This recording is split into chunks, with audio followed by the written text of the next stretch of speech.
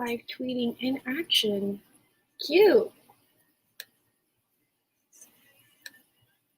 First time I've even opened Twitter in a few days. Well, that for me. Hi guys. There are 7 of you. I know this is a real cute look. You can see my terrible bleach job that I did to get this color. I mean, in my defense, I didn't do it. My cousin did it. So blame her if you're offended by my roots. It is what it is. Hi guys. I feel like it's been literally forever. I mean, for you guys, I feel like it's only been like 2 weeks since my 3 videos were posted. About 3 weeks. But for me, it's been like a month, because I don't think I didn't post any videos before my 3 Leo series, and I still haven't answered comments on those 3 videos because I have anxiety, which is partly why I'm on here and wanted to talk to you guys, and because like I just miss you guys, you know. I haven't been on Twitter, and if I have, it's been to do like polls and that's it. I haven't been scrolling through the timeline. I don't know what's going on anywhere.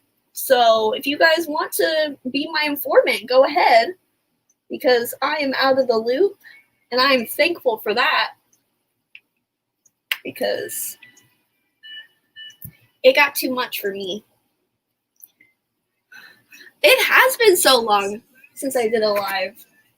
I think my last live was maybe like late June.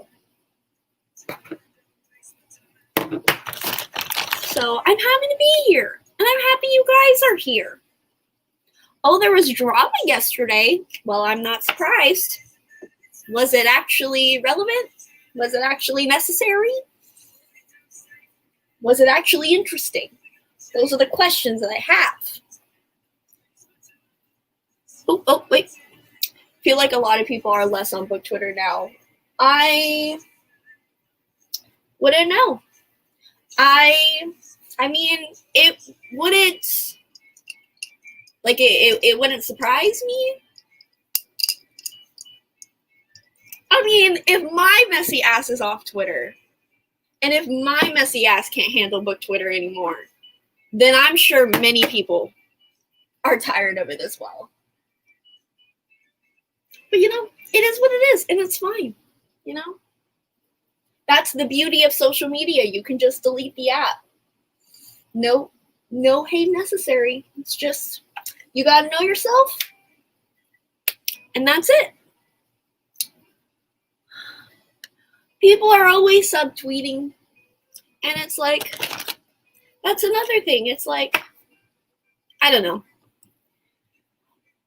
I get that people don't like being confrontational, but I'm like, if you're going to say something, why not just say it with your whole chest, you know? Because then you get the whole confusing thing out of the way, and people know what you're talking about. People can't take it out of context. It's better. It's better to cite your sources, you know? But that's just my take. But how have you guys been? I kind of, so I have coffee with water. I'm great. I'm doing fantastically. That's progress. But I just wanted to kind of come on here because I have been, and like, it's kind of related to book Twitter in a way, but I don't know if it's necessarily all has to do with that. But I have just been in a really weird place with booktube lately, you know? Like, yeah, you know my mind. You know what I'm talking about. You know exactly what I'm going through. But I've just been both, like, unmotivated and, like, kind of discouraged from booktube and just reading in general. And I feel like a lot of that just has to do with both my own mental health and the issues that I'm going through in general, but also like I feel like I have just been exposed to like the most toxic side of this community, and that is not at all like what this community even is at all. Like, we literally read books. We're probably one of the least toxic communities here, or communities you can be a part of, but just because I have just been overly exposed to the negative side and just the, you know, you guys know what I'm talking about, just like the toxicity of it, it's just left a really bad taste in my mouth. And I don't know. It's hard to talk about because, like, I feel like a lot of people are, I don't know if they're scared to talk about it, or like they are really scared to just like offend people, which is obviously fair. Like, I don't ever want to offend people either. And I do think that the book community is great for holding people accountable, and I really think that's important above all else. It's just the stuff in the middle, and it's just the I don't know what I'm saying. I didn't plan any of this. I'm literally just like speaking. So I don't know if I'm making any sense, but either way, I have just been a bit discouraged. So I wanted to just come on here because every time I come on here, I do feel better.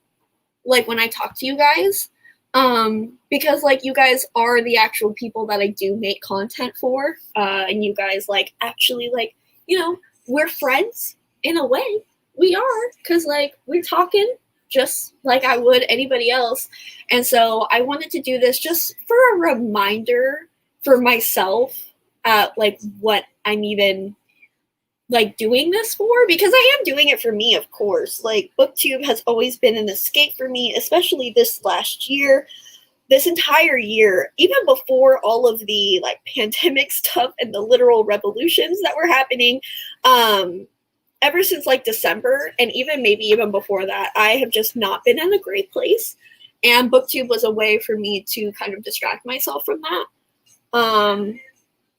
And so I kind of wanna bring that back for myself and just remind myself at what a safe space this can be for me. So that's why I'm here. And I just wanted to let you guys know too, because another part is just I have just been really unmotivated. Like, I still need to film like my birthday haul, which thank you guys all for the birthday wishes that you guys gave me. It was a great time. I love that I'm 21 now. No more restrictions. That's freaking awesome. So I still need to film my birthday haul, and I have 2 vlogs that I have planned. I have an art vlog that I want to do, which I think I'm going to do first. I did run a poll on my Twitter, and people said they wanted to see the romance vlog, which is the other one that I was going to do first, but I just feel like I should probably prioritize arts, you know, for the first time in my reading career. But, so, yeah, I don't know where I was going with this. Let me go back to the comments, because I just talked for too long. Ooh, how am I liking the red hair? I do really love it, but it's still weird to me. Like, it's still strange. Like, it doesn't feel like my hair, which, I mean, I guess in a way it's not my hair because this is not natural, but it's like I still do like double takes, but I do like it a lot.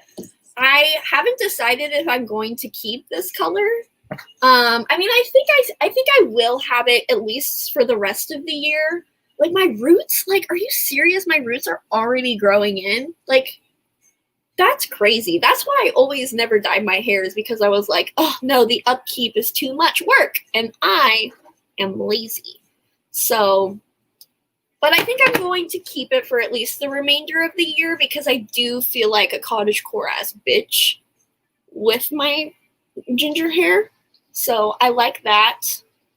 It's very interesting, but I like it. It's different. I've only ever dyed my hair once before, and it was green, and it only lasted a month. It was like one of those like temporary dyes, and I was like in high school, so I haven't been reading anything. Actually, the only thing, because another thing with all of that, like anxiety and like my, like the community influence, the bad side, the bad, very small side of the community influencing my brain and stealing my serotonin away. I have not been able to read, and that is some bullshit. Let me just tell you. I hate that I'm like don't want to read anymore because I'm like associating all of that with like reading, and that's I hate it, but I'm trying to move away from that. So I haven't been reading anything. Oh wait, no, I actually did start Beach Read. I have the audiobook for it, and I did start Beach Read. I'm not very far into it at all though, so I can't give literally any thoughts whatsoever. And physically, I've actually been reading a lot of witchcraft books because they're nonfiction. So I'm like, for some reason, I'm okay with that. And it's like helping me. And it's something I need to do, especially if you want to get into anything about witchcraft or anything like that. Like, you have to research. You have to. I can't do that and talk. Oh, well. Also, y'all are going to see how much of a chaotic mess me doing my hair is. Like, I am not a professional. I can't even part my hair correctly. So, anyways. So, no, not really reading anything. I mean, I do like the witchcraft books I'm reading right now. I am reading currently Scott Cunningham's Wicca Solitary Guide to the, or something, Solitary Guide to the Solitary Practitioner. That's not the correct title. But it's like a really big Wicca resource, which I've kind of come to the realization that I definitely don't think I am Wiccan, but I still think it's I still think it's good to just research and read even things that don't pertain to you specifically. Yeah, anxious. Yeah, I'm very anxious as well. Yeah, as we've established. August for me has been a weird month, having a trouble getting into books, and I'm kind of anxious about school. Ooh, yeah. That whole school scenario, I feel for you guys who are still in school.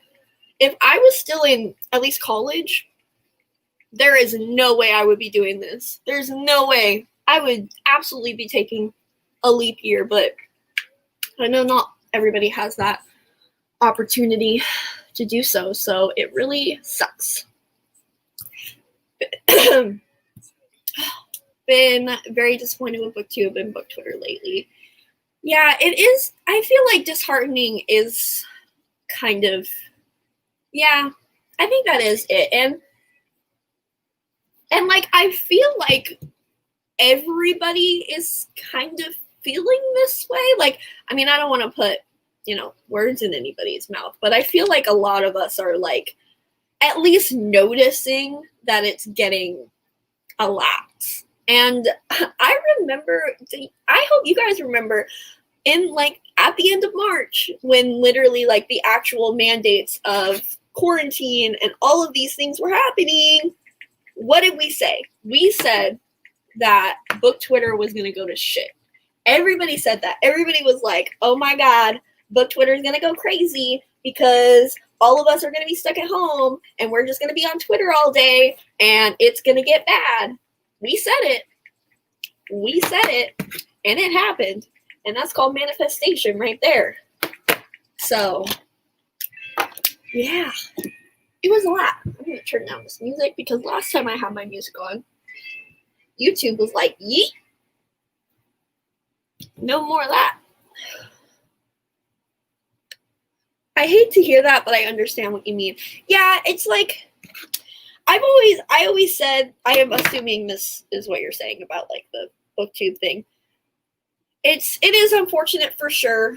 And like, I think I just need a little break and that's all. I think I just need a little refresher again, just to like remind myself like what actually matters and like having fun and like not taking things to heart and like not taking things too seriously. So I'm not saying I'm not quitting booktube at all. I think I just need to readjust my priorities. So that's what I'm hoping to do. Ow. Water vapor is hot. Oh my god, I lost it. There we go. Always the same people messing up and never changing, or it's people overreacting about things that aren't a big deal. Yeah, I mean there are many sides. I don't know if there are just two kinds of groups, but there is just I think it's just the overall just atmosphere. I don't necessarily think it's any one person or any one group of people. I think it's just like the reactionary culture of Twitter in general. I think that's more what it is, and it's just like, yeah. At least that would be my theory, at least. I don't know if that's correct, but oh, you don't think it's okay. It's okay. I'm fine. As she throws peace signs up, I'm good. Yeah. Went from blonde to black. Oh no. None of that. None of that. That would be a nightmare. I would not like that. I'm too lazy. But I praise you for ditching the blonde though, because no blondes. I watched a TikTok last night, and it was one of those like, my God, what hair color you should get based on your zodiac. And this bitch said platinum. I was appalled. I was offended to the highest degree.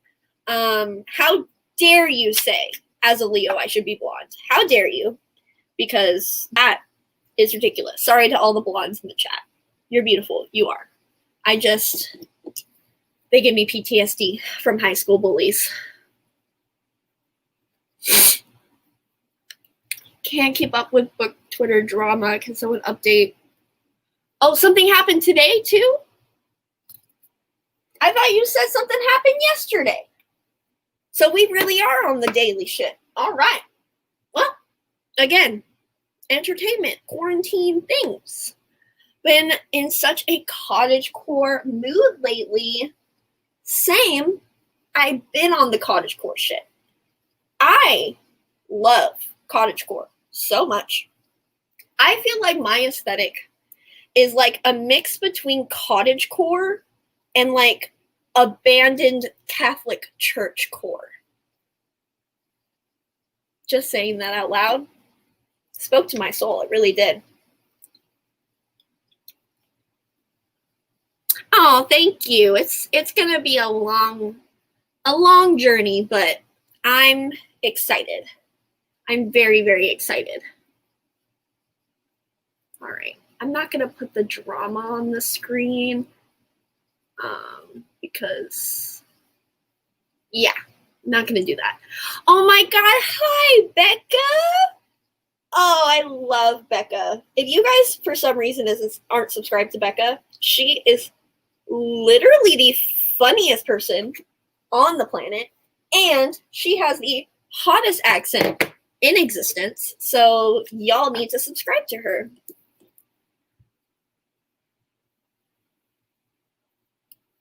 Elementary school hybrid model. Interesting. My mom is a teacher, and she is starting at a charter school, and they're only doing online, and she is going through it as well. So I feel for you, and I feel for all of the teachers out there having to deal with all of this with zero guidance. And an expectation to just continue educating the future children of America.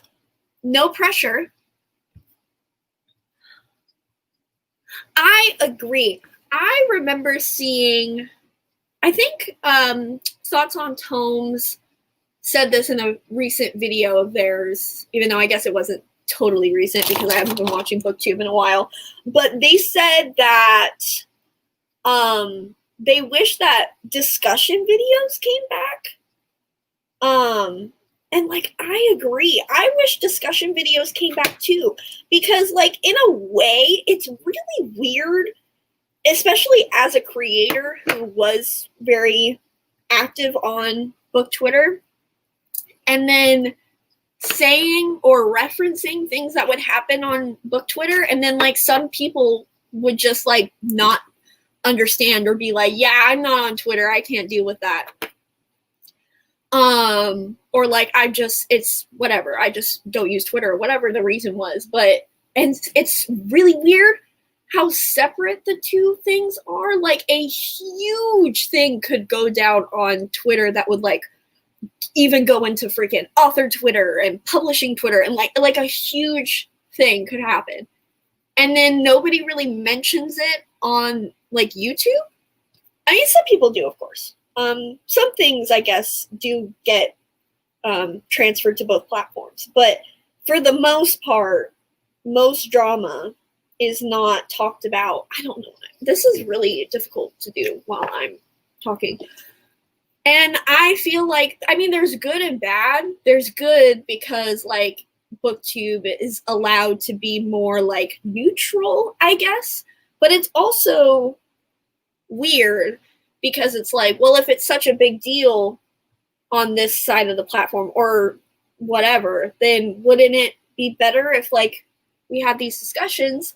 And because Twitter is only consistent of 240 characters, it's like, wouldn't it be better if we do like a whole like 10-minute discussion video where nobody can like come out of context and stuff like that? But I guess people are still like scared, or at least this is my theory. I don't know. I guess people would be scared to bring it to booktube because at the end of the day, that is a lot of our main platforms. Like, at least if you are a booktuber on book Twitter, like booktube is your main platform. So I guess if you like said something wrong on booktube, like actually on YouTube on your channel, then like you would get more of a hit that way. I don't know. That's just me spouting out theories. I don't know if that's true or not, but either way, I do think that like discussion videos would be way more helpful, way more educational, way more just better in general than like Twitter threads. So I don't know.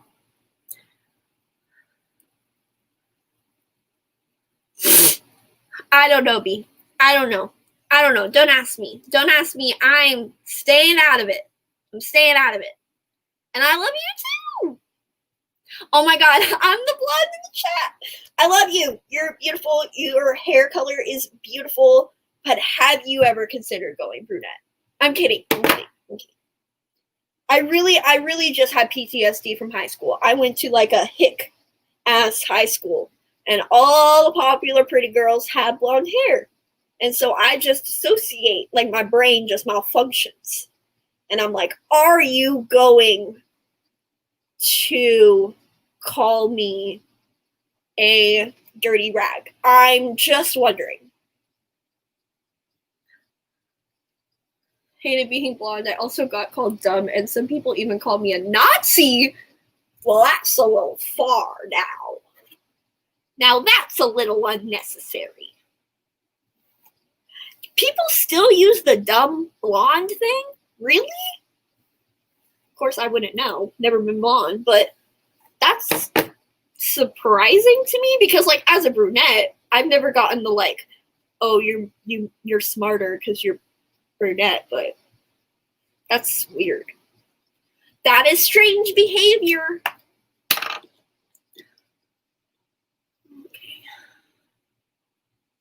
Oh my God, thank you. I'm actually really surprised at like the positive reaction to like my hair. Not that I thought you guys were going to call me ugly or anything, but like a lot of people, like some girl even said that like this color was like perfect for me and like it fit me perfectly. And I was like, damn. Thank you.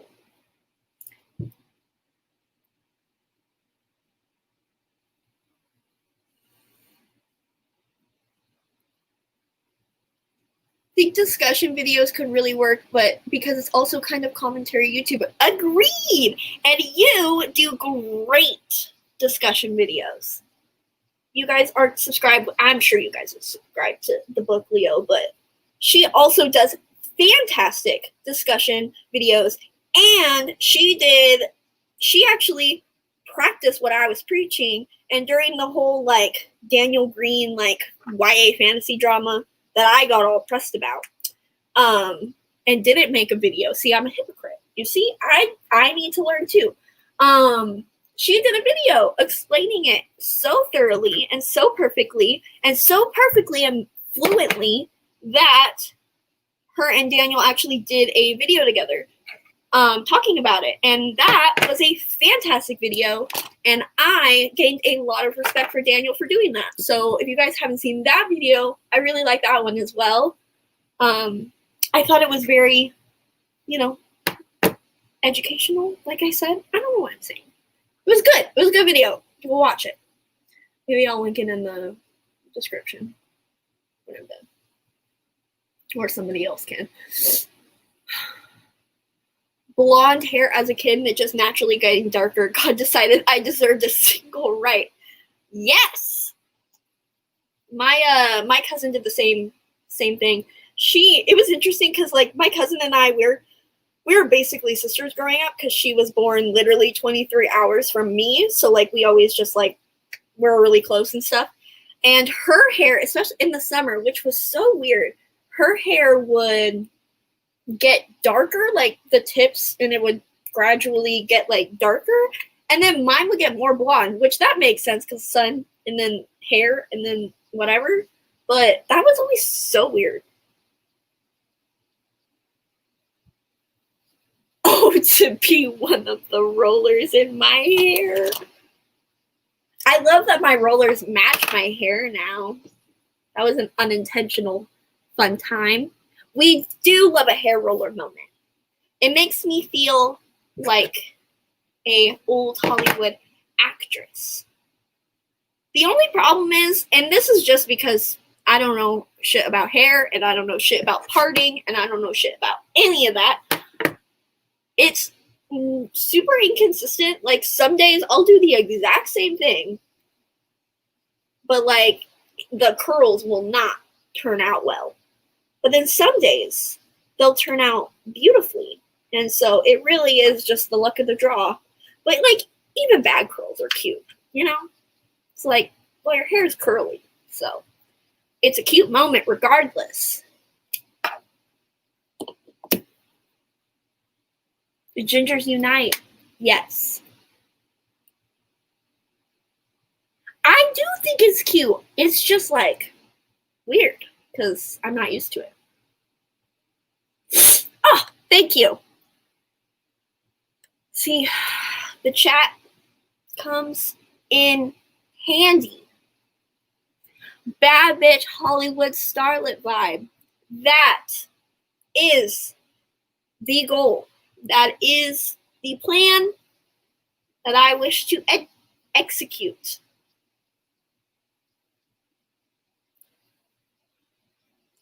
What have you guys been reading lately? Have you guys been reading anything good lately? I got such good books for my birthday. I got House in the Cerulean Sea, and then I got Get a Life and Take a Hint, Danny Brown. Really freaking excited for those two. And I really want to read them. Quick question. Go ahead. Ask your question. I'm here all day. Not really. I'm just here as long as my hair takes and makeup, which probably will be here another hour and a half. Oh my God, Forest of Souls. I'm so excited for that. That one is literally sounds so good. It has a female friendship, which is pretty much non-existent in YA, which I'm not like super mad about because like I like romance and I like sapphics, but I haven't read a like a female friendship since like Vampire Academy? I'm sure I've read one before that, but like really excited for that. And the whole forest that eats you. Yes. Yep. I love that trope. I love that vibe. Super cute graphic novel called Fangs. I haven't read a graphic novel in so long either. I still haven't read freaking Tea Dragon Festival, which is a crime because I've had it since Christmas. Lovely War, loved it. Yes.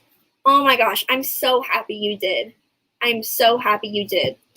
I am really sad I didn't get to reread that for my favorites video because I got the audiobook. I just didn't have time because that book. I also agree. I think Colette and Aubrey should have been the main couple. But I also do love the other two, which I can't even remember their name because they were so cheesy.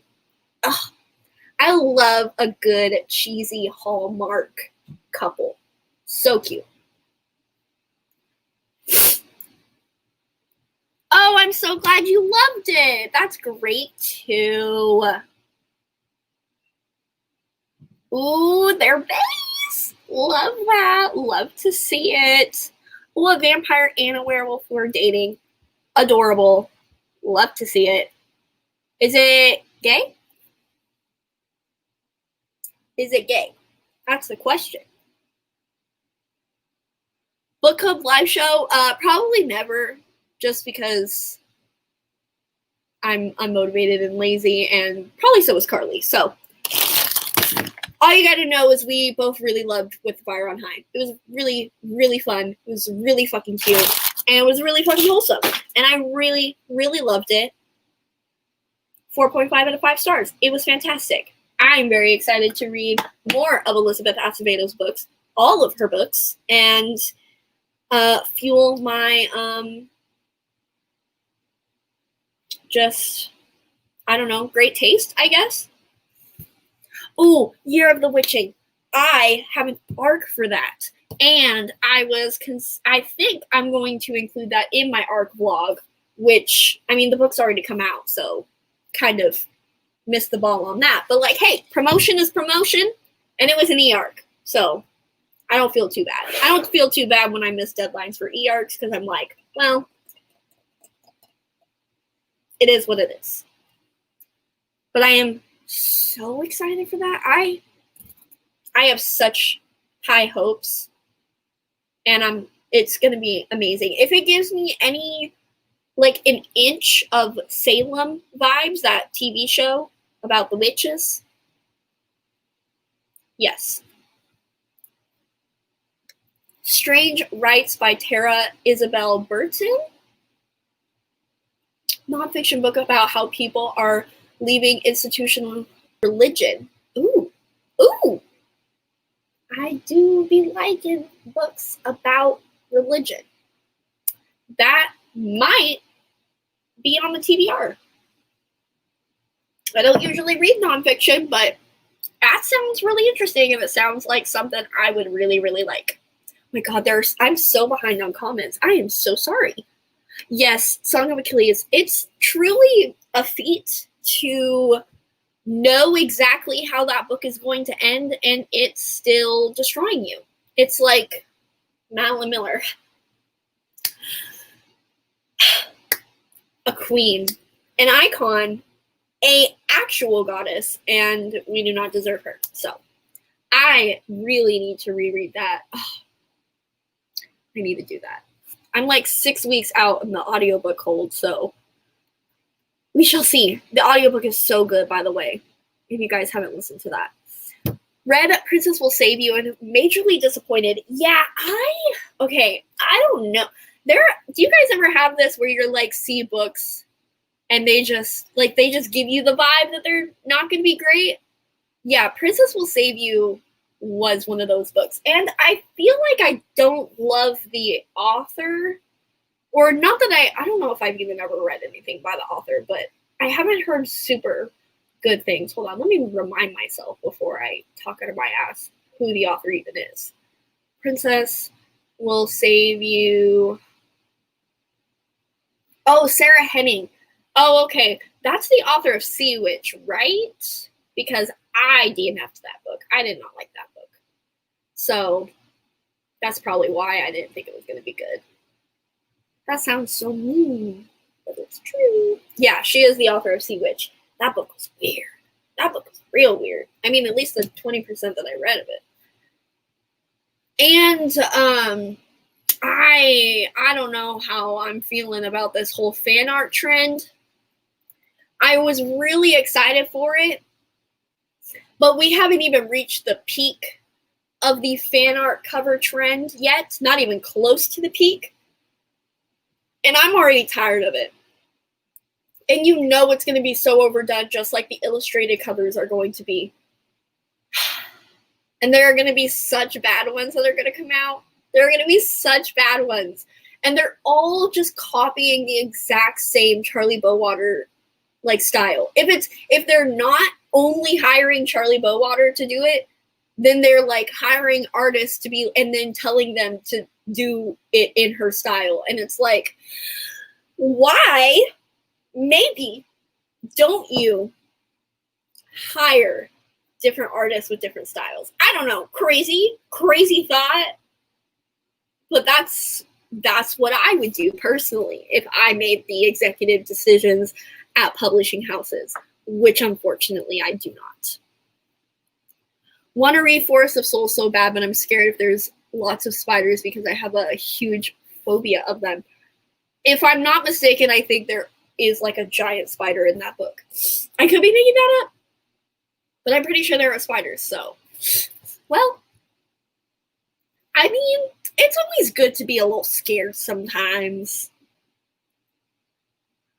Hi, Erin. Oh my God. Guys, I also love Erin. Definitely go subscribe to her. She is beautiful and stunning and has the most like calming voice and beautiful smile and the best adult fantasy recs possible. Like, I guarantee if you guys watch her video, like just one of her videos, you are going to want to pick up like an 800-page adult fantasy. Like, you're going to be like, what?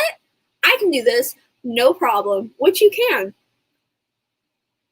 Speaking of, I know the hotties. I don't know if all of you guys are reading it, but I know a lot of the hotties are reading this.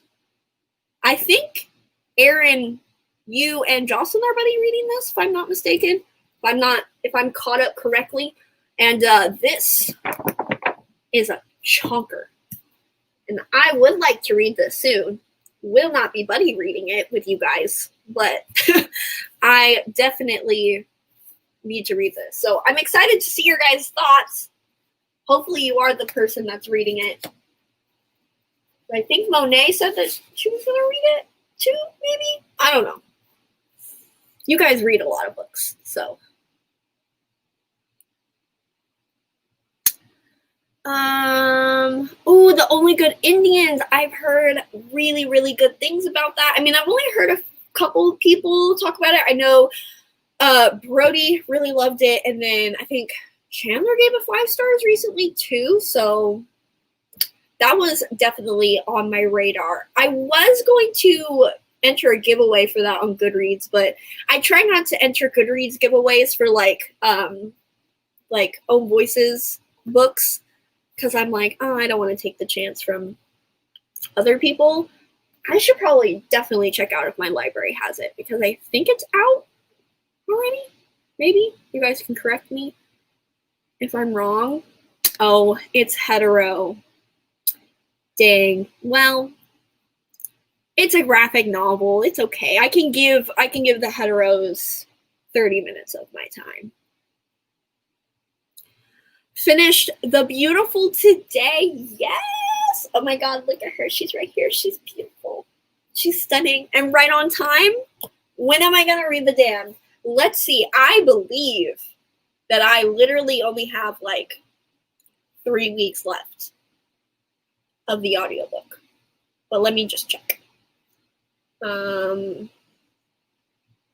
Oh my god, I also got the audiobook for Song Below Water too. Oh my god! And Gideon the Ninth, which I have literally tried to read 4 times. 5th time's a charm. Let's find out. Let's see. The Damned. I am 3 weeks. 3 weeks out. So in about 3 weeks, I will be reading it immediately. Just finished Darker Shade of Magic and Bringing Down the Duke. Carly, my best friend Carly's books, I don't think she's really doing booktube anymore, but she has my copy of Darker Shade of Magic, and she's annotating it for me because I did that with To Kill a Kingdom, which I did that like literally last year. So she is really dropping the ball on that. But I'm going to read that whenever she's done with that and ship that to me. And then Bringing Down the Duke, I also do want to read because Kendra, who is in the chat, really loves that book. And I think it's her favorite book of 2020. So like, yes. Just took out Clap When You Land. Nice. That one is, I don't know. I think I'm gonna read the Poet X, and then I'll read that one because I think the Poet X I like the subject matter of the Poet X more because I think it deals with a lot of like religion and like religious trauma, which is just great. It's truly what I love to read about. Don't know what that says about me, but it is what it is. And then I'll see how I feel about the whole verse thing. I may just listen to the audiobook because I've never really read a book in verse, so I don't know how it's going to go. But like, I'm sure it's going to be fantastic. Like, I have no doubt. I just think it'll be just different. So I'm ready. Have I read Mermaid Mood yet? No, I haven't. It's right there. I can see it. I would love to read it soon. I really, really would. Because that book is so beautiful, and I really think it's going to be weird. I think it's going to be so strange. So I'm ready for a really weird, strange, fabulous mermaid story. So I don't know if it's fabulism, but just seems weird. So, oh my god, I'm so behind on comments. I am so sorry. I need to stop talking so much. 3 audiobooks due in 3 days. Nice. Which are the 3? Let me know.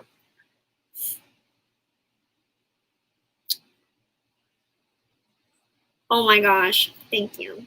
You can read. It's okay. You can read while I'm talking. I'm not saying anything important. Oh my god, just finished Fabulous Fair.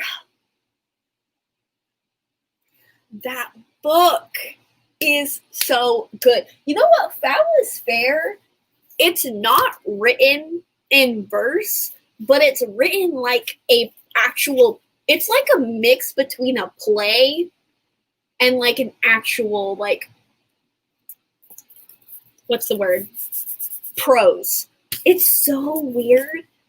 Oh, I love this book so much. This is honestly might be my 3rd favorite book of the year. First being Library of the Unwritten, 100,000 Kingdoms, and then this one. I think that might be correct. Yes, of course I remember. That was a crazy show, and it was a fever dream. Salem is like the adult version of Chilling Adventures of Sabrina. Because like Chilling Adventures of Sabrina is also pretty like, it's also kind of a fever dream. And it was kind of intense, especially for like a CW show, I feel like. But then, yeah. So, well, I guess it's not CW, it's Netflix, but it's Riverdale, and Riverdale's in CW, so kind of the same. So it's like more of the adult horror version of Chilling Adventures of Sabrina. And I would recommend it if you guys are interested in that, because it's definitely some creepy ass vibes. Watch Life as Mona's wrap up, and she was saying how much she loved the year of the witching, and the whole time she was talking about it, I thought about you. Oh, that makes me happy. I love when people say that they're like reminded of books by me, or books remind them of me. So that gives me even more hope. I'm so excited. I was supposed to be doing my makeup while my curlers were setting, but I'm so behind on comments that I can't do that. Are you emotionally preparing yourself for Silver Serpents? I am completely and utterly in denial that that book is coming out very, very soon. Like, it has been like pushed back so many times. I feel like it's been pushed back twice, because I think it was pushed back once, and then it was, of course, pushed back because of this whole life crisis happening. So I'm like, Silver Serpents sequel, Gilded Wolves, what? But because I just reread Gilded Wolves, I'm just so ready. I'm not ready, but like, I'm ready. I know that book is going to have the biggest cliffhanger ever, though, and that's what's going to kill me. Ooh, any recommendations for witchy stories? Witchy stories. I don't think I do. I feel like witchy stories are genuinely misrepresented. That's not the word, but not a lot of them. At least not genuinely good ones that aren't like the paranormal vibes. Let me see. Paranormal 2000s vibes is what I mean. Yeah, I don't think I do, honestly. Oh, Three Dark Crowns. This series is not great, but it's addicting, and like, for some reason I have almost read every book in this series, even though I never do that. And like, I still don't really know how I feel about this series, which is a terrible recommendation, as I'm just saying that. But like, it's so addicting, and I feel like that's good. I feel like addicting is good, even if it's not a great book. Like, if you fly through it, I mean, that's something, right? I have The Wicked Deep. I haven't read it yet, but I know this has to do with witches. But yeah, I can't. I'll have to think, but yeah, I don't think I have any witchy recommendations, so I apologize. But I mean, I probably would recommend Year of the Witching already. Yeah, fan art covers. Fan art covers is like Sorcery of Thorns, The Princess Will Save You, like covers that are using digital art. I feel like some covers are doing it really well. Like, I do like Charlie Bowater's covers, I feel like. Well, some of them, because she also did A Princess Will Save You, and the Set the Fire, not Set the Fire on High, not that. It's the Caspian Starlight, I think is what it is. I don't like those, but I do like Star Daughter, Forest of Souls, and Sorcery of Thorns. So I don't know what's even up with her, because her covers are pretty inconsistent as well. So I don't know. I just think it's just really, really, really hit or miss. Yeah, exactly. They just look too much alike. And I'm just like, there are so, like, what I would give to have an Abigail Larson book cover. Like, I will literally buy the book simply because of the cover. And I know I do that a lot, but like, legitimately would not look at the description, would not look at the author, would not look at anything. But I would buy that book immediately. Let's make it happen. She's already done comics and graphic novels. So like, I need publishing to catch up. Yeah, well, I mean, that is saying, I do think it's interesting because like I'm sure we've had these discussions. I think I can take these out now. But it's really just highlighting all of the white bitches that are in YA fantasy. And like, obviously we're getting a lot better, all of that jazz. Great, fantastic. Love to see that. But like, all of the fan art covers is literally just like 2010's paranormal romance with like the actual real white girls on the cover 2.0. And they're just like, oh, It's just digital now. And I'm like, oh, y'all all look the same, huh? Interesting. Interesting. So I feel like authors are kind of telling on themselves now that this trend is like a thing, but and the authors are telling on themselves too with the whole same face thing, which I guess is a taboo topic to talk about. But I'm not an artist, so I can say what I want.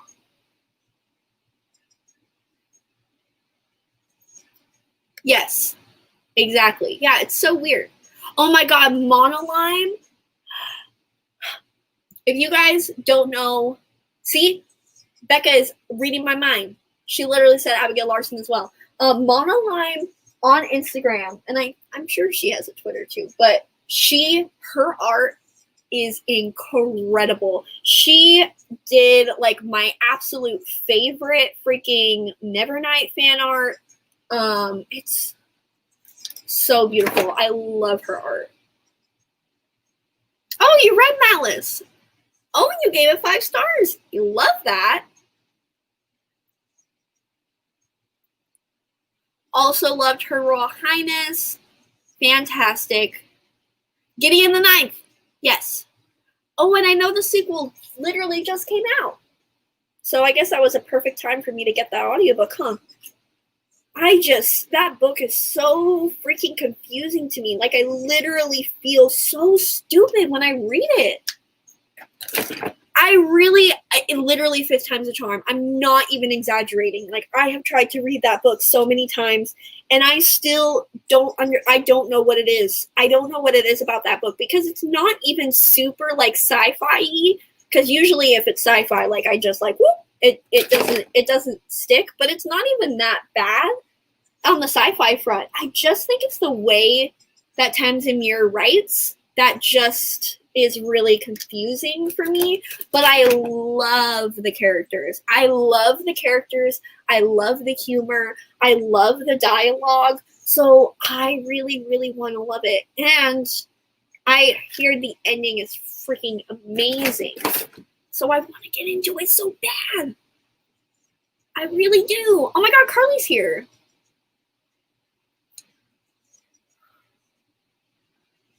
Oh, love Nevermore. So cute. It is very cute and whimsical too. Audiobooks, Girl, Serpent, Thorn, All the Stars and Teeth, and The Lightness by Emily Temple. I don't know The Lightness, but I do know the other two. I would say if you're like kind of slumpy, All the Stars and Teeth. If you're wanting pretty writing and like very like fairy tale-esque writing, Serpent and Thorn. I don't know about The Lightness though, but I will say Girl, Serpent, Thorn is not very sapphic. Like, obviously it is sapphic because it's a sapphic endgame ship, but it's more bisexual rep, which I really loved. But I definitely do want to preface that because I know I don't want people to be like super disappointed because the marketing like really heavily pushed the whole female thing, and it's like it's there for sure, but it's not like there, you know?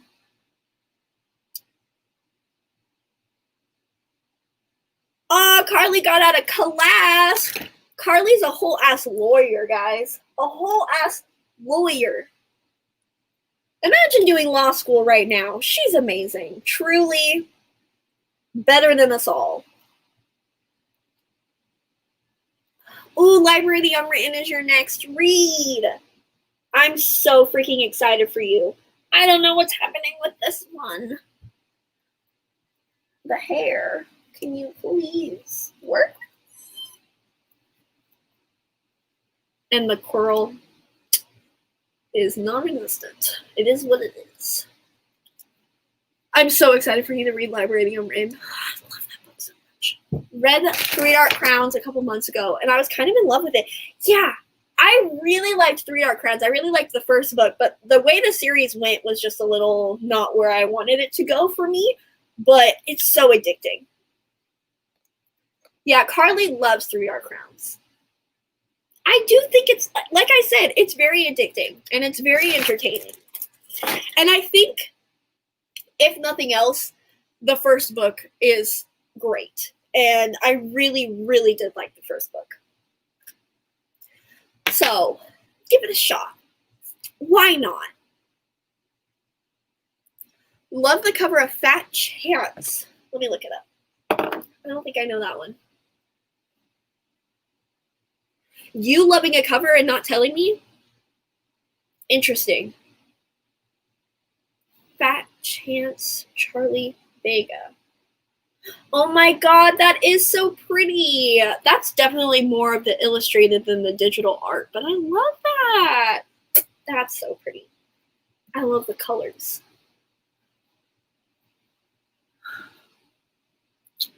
Sapphic graphic novel called Witchlight. Oh my god, I missed one. So good. Love that. Oh my god. Oh my god, I'm almost caught up in the chat. Had no idea what was going on in Gideon. Yeah, it's just, a lot of people have said that to me, so I don't feel too bad about being stupid. I'm more baffled by the fact that I don't know why it's so hard for me to, like, understand. Confused? You can help me? I would appreciate that once I finally get into it. I just think I need to read it physically and listen to the audiobook. Because, like, I've tried to just read it physically. Didn't work. I've tried to just listen to the audiobook. Definitely didn't work. I've done both iterations of that. Like, I've tried to read, like, the library book. I've tried to read it on Kindle. I've tried to read I've tried to listen to the audiobook at least, like, 2 times. So, I just need to do both, and I feel like if I do that, I'll be all right.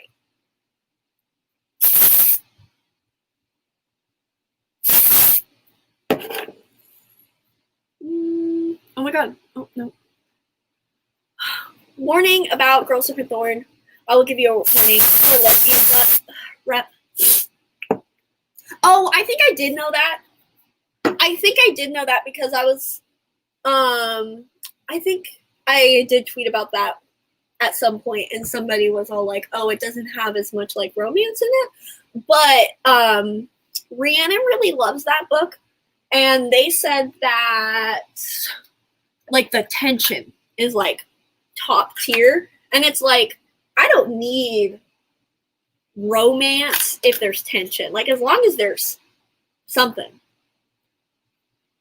You might read today. Well, you better read today, because Carly got an arc of freaking She Must Not Burn. Is that what the title is? The sapphic Dorian Gray retelling. The audacity that the publishers sent her that and not me. Like, I would like a refund of the money that I never gave you. So, publishers, please get it together. I need it. I need that book so bad. I'm caught up on the comments. Wow. That was a while. I talk so much. Let's get like me looking presentable now. I don't know what look I'm gonna do. I don't know. What kind of look should I do? Questions. Oh my god, Jamie! Hi, Jamie. I hope your birthday was fantastic. You had a great time. Let me look at my inspiration. Let's get some inspo here. She's too pretty to burn today. You got it. Well, I'm glad you got it. We love some own voices rep. I mean, I'm not sure if it's bi or lesbian rep, but either way, we love to see it. Love to see women loving women getting women loving women books.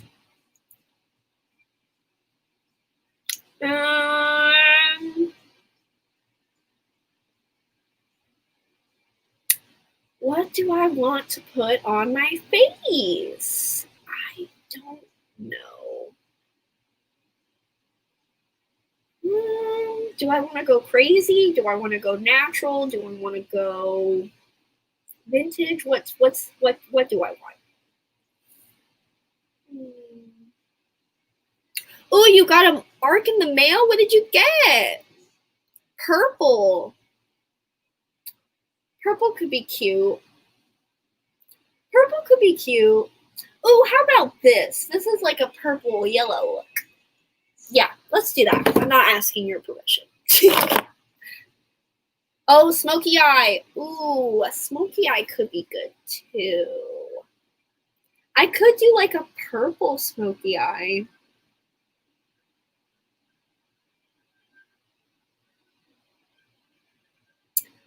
Well, now I don't know. I could do this. That one.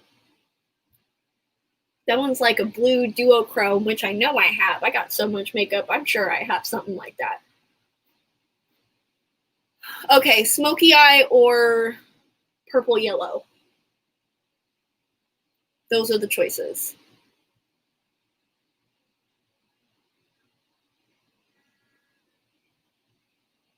Or this one, without the pearls. I don't have pearls. I'm not doing all that. I'm not gonna do all that. All right. We got smoky, purple, yellow.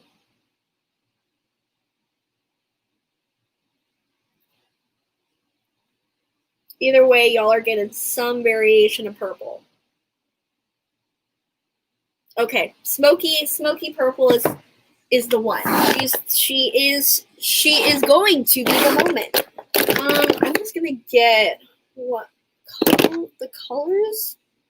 Let's see if I can find like a duochrome blue. I have this one, but it's more of a green. But that could work. I could put blue on top of it.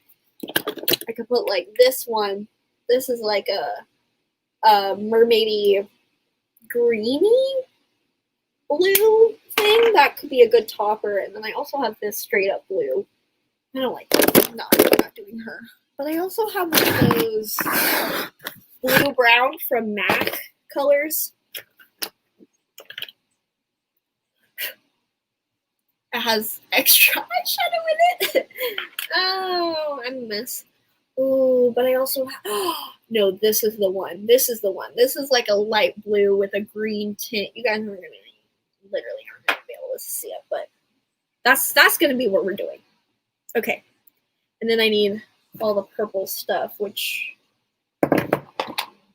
Morphe 35B coming in clutch yet again. My holy grail palette, I swear.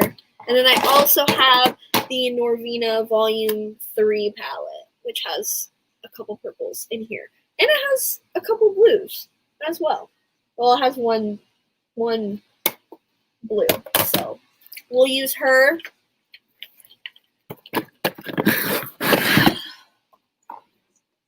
She is the moment. She will be. She will be. I love how I still had Carly's comment on. All right. Now I have to go blind. So, right as I get caught up on comments, I'm going to get behind on them.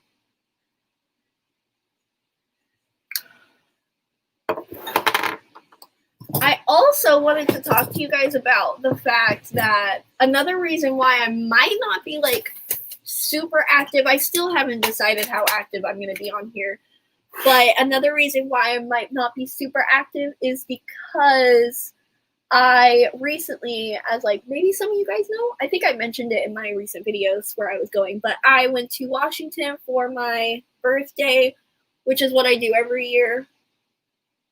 And I love Washington. Seattle specifically is where I was, Seattle area. And I love Washington so much. And being there, I was like, wow, I hate it where I live right now. I am miserable, and I don't want to live here anymore. So I have made the executive decision to move as immediately as I possibly can. Because I'm like, you know what? Why not? Like, why not now? Because why am I waiting for something that I want to do? Doesn't make sense. Who am I waiting for? What am I waiting for?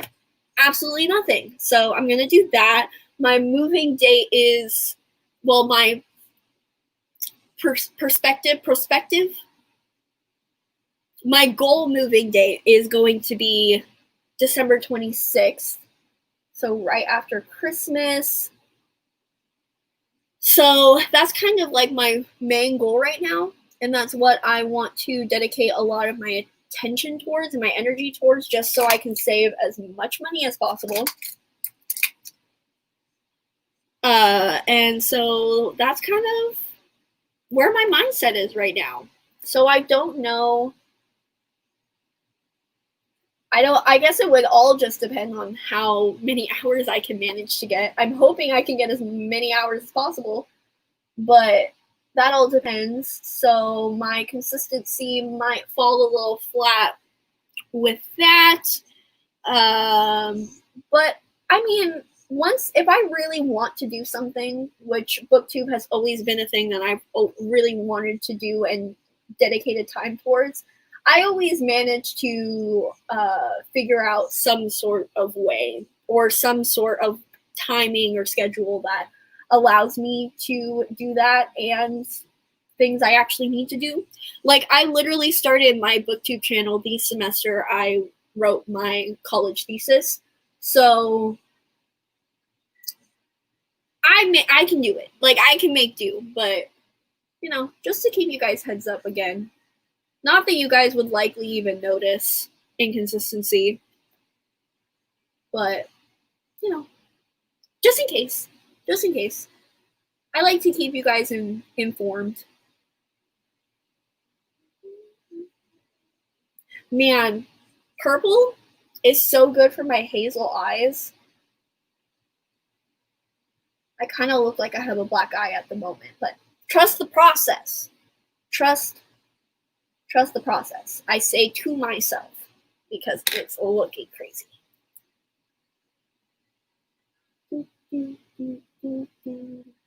Okay, let's check comments.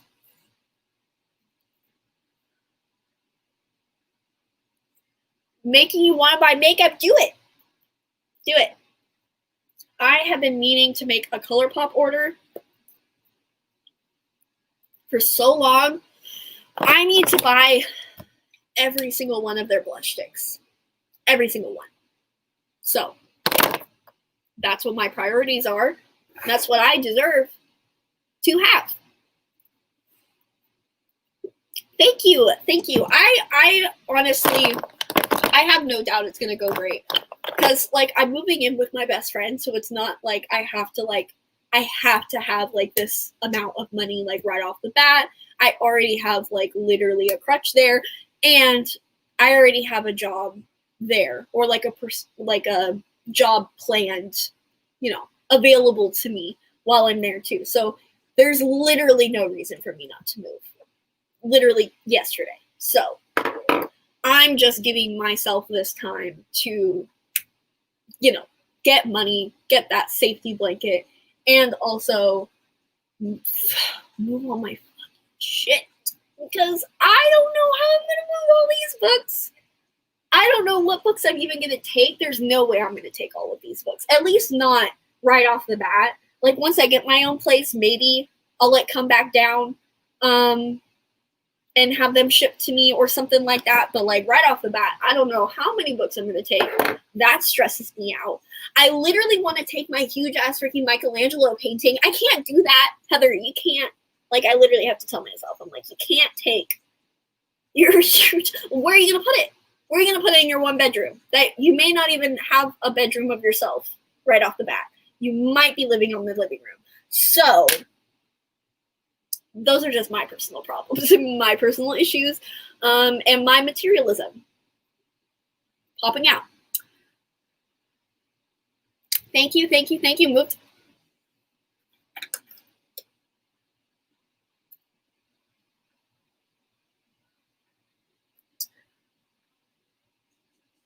Anyways,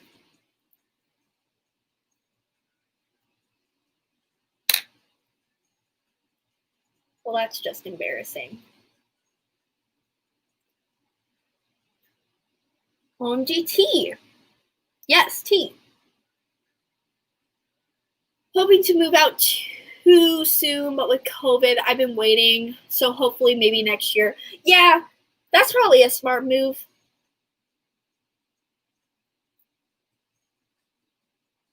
My thing is like COVID, I'm just like, nobody knows what the hell is happening right now. Nobody knows what the hell life is going to take you. Nobody knows what the answers are, and nobody knows what the solutions are. So I'm like, this is as good as time as any to take risks and make change. So that's my thought process. As you should. ColourPop, I have been buying ColourPop since like the very beginning, honestly, like when they only had Super Shot Shadows, which are these ones, which I do have quite a lot of, because I used to watch Kathleen Lights all the time, and she would always rep them and be like, oh my god, you guys have to try this, and I was like, well, they're cheap, so why not? And my obsession has been there ever since. I don't want to use that brush. I love ColourPop. Love them. Moving books is a hassle. I'm likely going to limit myself to only 4 boxes max. And I don't even know if I'll even need that many. Because I don't really have a ton of books. Like, yes, I have a lot of books. But, like, I feel like I don't have a ton of books. Like, my books are all, like, limited to 1, 2, 3, 4, 5, 6, 7, 8, 9, 10, 11, 12, 13 of these little cubby things. And you can fit about, like, 6 to 9 books in each cubby. And I'm not going to do that math, but like, regardless, it's not super big, and I don't plan on taking all of these books anyways. I'm likely only going to take like the books that I absolutely love. Not only the books that I absolutely love, but the books that I know I'm going to want to reread like in the fairly immediate future, and like the books that I absolutely want to read that I haven't read already. Because like, I can use the library, no problem. And yeah, so that's kind of going to be my thought process, but I'm not going to think too hard on it because it's just stress me out. I just got off work. Hello, Olivia. Oh my god. Olivia, it's been so long. I feel like it's been years since we have talked, and I have seen you on my screen because I haven't been watching booktube. Don't tell my college because I was supposed to be living at home anyways, but with COVID, I had to move back in with my parents and don't like it. That sucks. My thing with, like, it's not even that I'm like, I don't know, it's really, I feel really privileged to be saying that, like, I'm miserable right now where I live, because it's not like where I live is miserable at all. Like, I do live with my parents, and my parents are just the most understanding and, like, so lovely and loving and accepting of how, like, independent I have always been. And they let me have as much space as I want. They don't, like, require anything of me, which is obviously, like, so nice and something that not a lot of people have. So I do feel like a bit ungrateful at times, but it's just that because I'm just so independent, I just thrive off taking care of myself, and like having responsibilities in a way. And I need to just like spread my wings, if that makes sense. Like, I just will not be the person that I want to be until I'm able to do that. And so, yeah, so I'm really excited to be able to do that in the very, very near future, because it's going, my mental health is just going to, like, it's gonna, like, skyrocket to nobody's business. Like, just being in Washington for 2 weeks, well, partly it sucked because I was like, oh, it was just a reminder that I had to go back. So, like, that kind of sucked, but, like, also, like, I was just able to just, it was just great. And I also was able to reconnect with nature. There are no trees where I live, which is, like, so sad. And there's just no nature either, because, like, the part of California I live is, like, a huge desert. And so, like, there's no, like, nature at all. Like, there's Yosemite, which I could travel to, which is, like, great and beautiful, but it's, like, it's not in my backyard. And in Washington, it's, like, everywhere. And I love it so much. And there's so much water. It's so pretty. It's so pretty. I love it. If you guys ever get the chance to visit just the Pacific Northwest in general, highly recommend. It's really so stunning. Helped my sister move recently, and honestly, your thought process makes total sense. Yeah, I was, because I'm always, like, a super, like, big planner. Like, not necessarily a planner, but I need to have, like, all my ducks in a row, or I need to be, like, super prepared. I need to have, like, backup plans for me to, like, take chances with things, because I'm not a risk taker at all. And I was just like, well, because the world is literally gone to shit right now, this is literally the perfect time to not necessarily have all your ducks in a row, because even if you did, like, a pandemic could hit, and all your plans are now gone and no longer viable. So, like, what's the better chance to embrace chaos during chaos? So if you guys have anything you want to do, and you can do it safely, don't endanger people, wear your masks. You want to do something, I mean, now's the time to really do that. Got the courage to break up with your ex after almost 4 years? Man, 4 years. That's crazy, but I am so happy for you. That's awesome. That is awesome. Breakups are hard, man.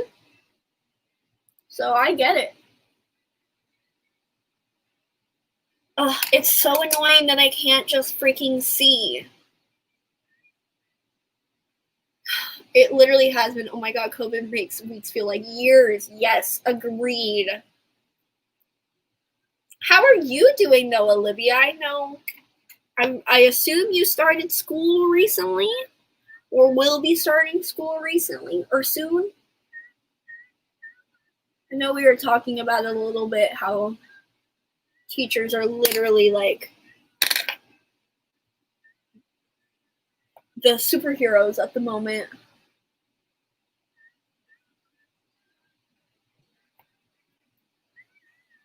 I feel like this looks a lot darker than it's supposed to be, but it's all right. Cut crease fix everything.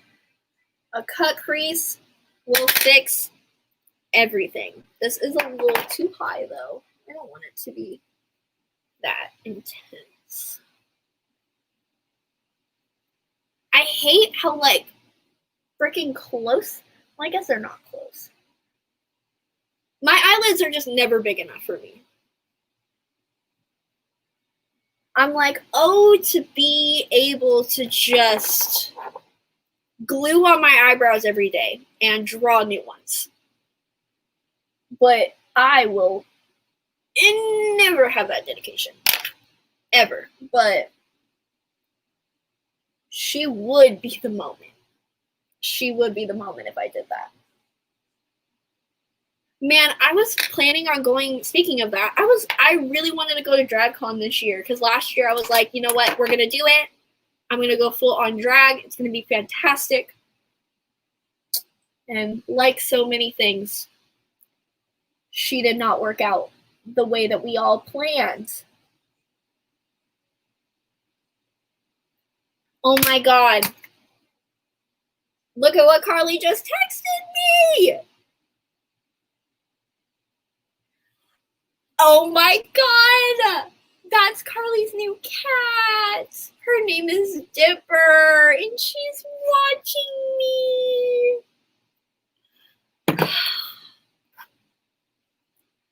That was the greatest thing I've ever seen in my entire life.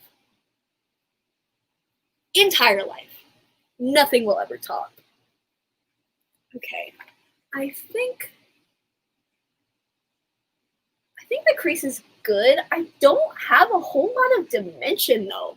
Like all of those purples just blended together. There is not really a gradient going on here, which is kind of disappointing, but that's all right. It's okay. We'll just,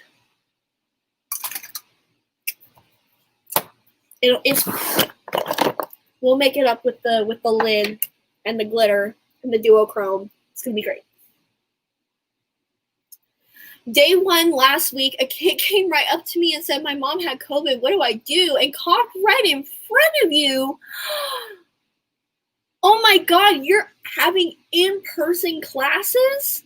Olivia, oh my God. Seriously? That's crazy and horrible. I am so sorry. Wow. 8th graders in a breeding ground for COVID. I really hope you are getting like, well, I was going to say you're getting a spa day, but I guess spas are probably not the best place to be either. But I hope you're getting some chamomile tea. I hope you have a Sips By sponsorship. I hope you are able to have some retail therapy. Sometimes I just want to pull a Jenna Marbles and shave my eyebrows off. I relate. I can't shave my eyebrows off. Which, oh my gosh, by the way, I'll have to remember, I do need to shave the tails of my eyebrows off, though. Because, like, they go too down for me. I want them not necessarily, like, straight, though that's a look. I'm still not brave enough to, like, shave them all the way here. Like, I don't, but I do need to shave a bit of the tip. Just the tip. Just the tip. Yes, DragCon would be so fun. I've never been to a convention. So, it could, I would assume it is probably very overwhelming. But, like I've already kind of accepted the fact that I'm never going to do BookCon. And, like, I've kind of come to that realization recently with, like, again, all the issues that I was talking about earlier with, like, me not feeling crazy about the state of the community at the moment. So I'm like, I wasn't really going to talk to anybody anyways. Like, before my feelings and me realizing those feelings, I was really never going to talk to anybody anyways. Like, I was going to talk to maybe, like, a couple people. But I wasn't going to, like, really hang out with anybody. Like, my priority would probably be books because I'm going to travel all the way there. Like, at least I'm going to get some arts. And, like, of course, take pictures with, like, the people that I actually really love and things like that. But I just don't know if BookCon is worth it. Just the craziness, you know, the hecticness and, like, all the drama that always happens. And it's so annoying that, like, the drama that happens, and of course, like, I don't know, I've never been, so I could be talking out of my ass. It could not be like this. But, like, especially last year, like, all the drama that happens is still, like, it happens on Twitter where people are subtweeting people in real life. And like, I'm literally too much of a confrontational person to do that. Like, I'm not saying I would start fights at BookCon, but like, I don't know. People are just not straightforward as I personally am, and it's like annoying. I'm like, if you have a problem, just say it. It's like a cesspool of drama, and I'm just like, man. And here I thought we were adults, but I guess not. Y'all are reading too much YA. Y'all are internalizing the dumbassery of the teenagers. Too much for my liking.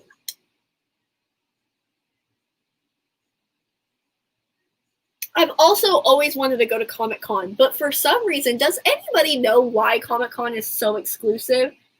Is it just because of how popular it is? Because I've literally been trying to get into Comic-Con San Diego since middle school. And like, you literally can't get into it until like, unless you know someone who already has a ticket. And I know it's supposed to be like industry based, but like, it hasn't been industry based for years. So I really don't know what the deal is. I'm like, I just want to go to Comic-Con, man. I don't want to cosplay.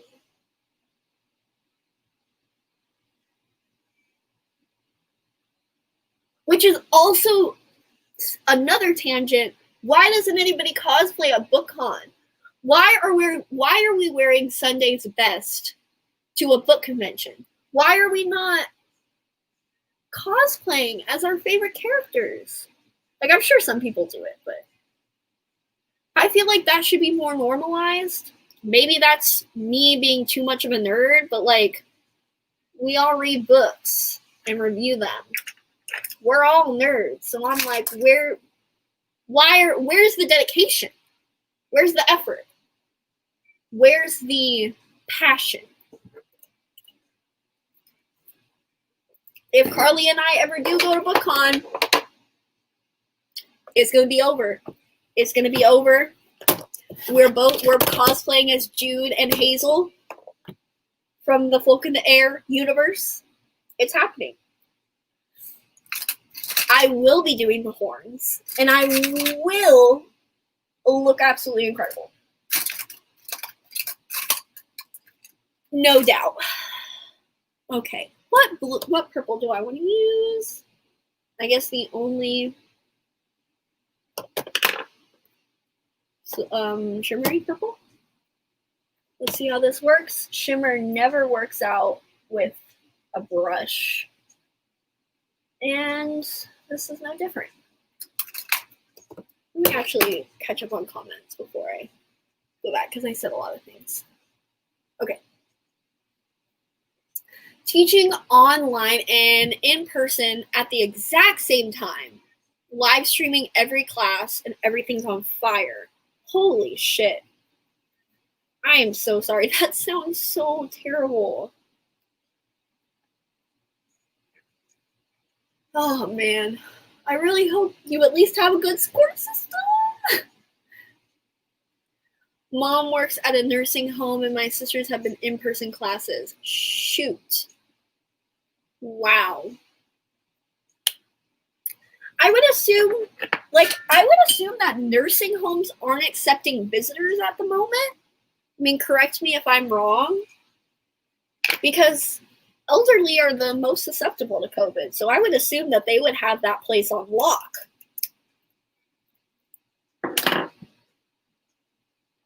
So sorry, Olivia, my best friend started first year teaching. Oh, it's so terrible. My mom's in the exact same boat right now, and she's like, literally nobody is telling us what we're supposed to be doing. And I'm just like, that sucks. Do I have a purple in here? Oh, that one. That's great. Okay. Tried to get, yeah, exactly. Tickets for Comic-Con. It's literally impossible. And I'm just like, Like, now that I have booktube, can I like say that I'm like a book reviewer, like a comic book reviewer? If y'all see me reviewing Batman comic issues, mind your business. I'm trying to get a Comic-Con ticket. And you literally live in San Diego too, right? Or San Diego area? Y'all, you can just like creep outside, take pictures. It's great. Oh, see? There you go. There's still events to go outside. Yeah, CDCC is the biggest one. SDCC.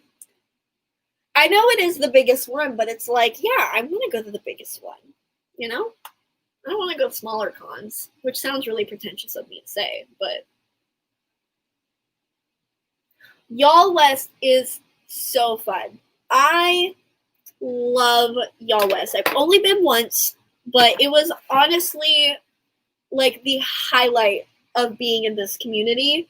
It was so much fun, and it was not overwhelming at all. So I guess I have been to a. Does that count as a convention? I don't know if it does.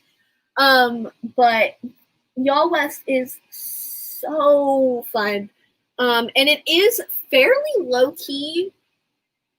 At least I feel like it's pretty low key. Like, I wasn't super stressed at all when I went. I mean, there's definitely like a lot of people, but like it is all outside. And like all of the events were fairly like average. Like, I would say like a lot of the panels I went to were like maybe like a classroom setting size. And like I got only like a couple arcs, but in my defense, I wasn't really going there for arcs. I wasn't actively searching them out. Oh, did y'all see that? Is that the right eye? Oh my god, that eyeshadow is so pretty. Anyways, it's really, really low key. I got a ton of book signs. They had a ton of authors there. I like that way better than that, so I'm just going to cover that up. And Rhiannon from Crescent Moon Reads literally just like took me under their wing. And we hung out pretty much all day, and then we met up with Rocky from Blonde with a Book. And it was just so nice. It was so, so nice to feel that sense of community. And I feel like that is definitely the best part about like book events and stuff like that. And I'm sure BookCon is of course like that too, but I feel like because it's so large, like it makes it really overwhelming and kind of diminishes the enjoyment a tad. But again, that's just my theory. I've never been, so it could not be like that. I don't know. I know. I was so sad when Y'all West was canceled. That was literally the like worst thing. Not that the pandemic was like the actual worst thing, but I was so sad because as soon as I left Y'all West and as soon as Y'all West was over last year, I was like, I cannot wait for Y'all West 2020.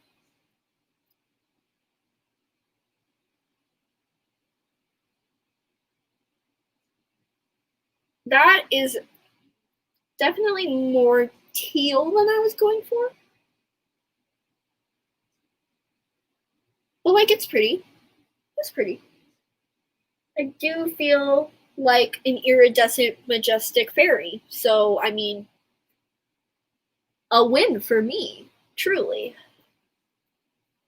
Is there another blue that I want to use? Oh, let me try this duochrome one real quick. Let's see if I can bridge those two. Ooh, that's pretty. I'm all like, oh my god, ooh, ooh, ooh, that's pretty. You guys probably can't even see anything. It's fine. You guys are with me in spirit. Okay. I feel like that's good on the eyes. Let me just touch up the crease real quick. A little more purple just to make it pop more.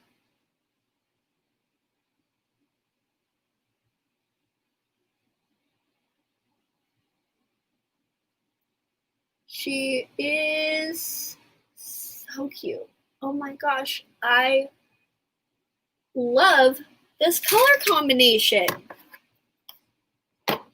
I don't know if you guys can see. Let me move up to the camera. She's so cute. Okay. Now we move on to the face. Don't forget your sunscreen. Even if you're not going anywhere. Everybody needs sunscreen.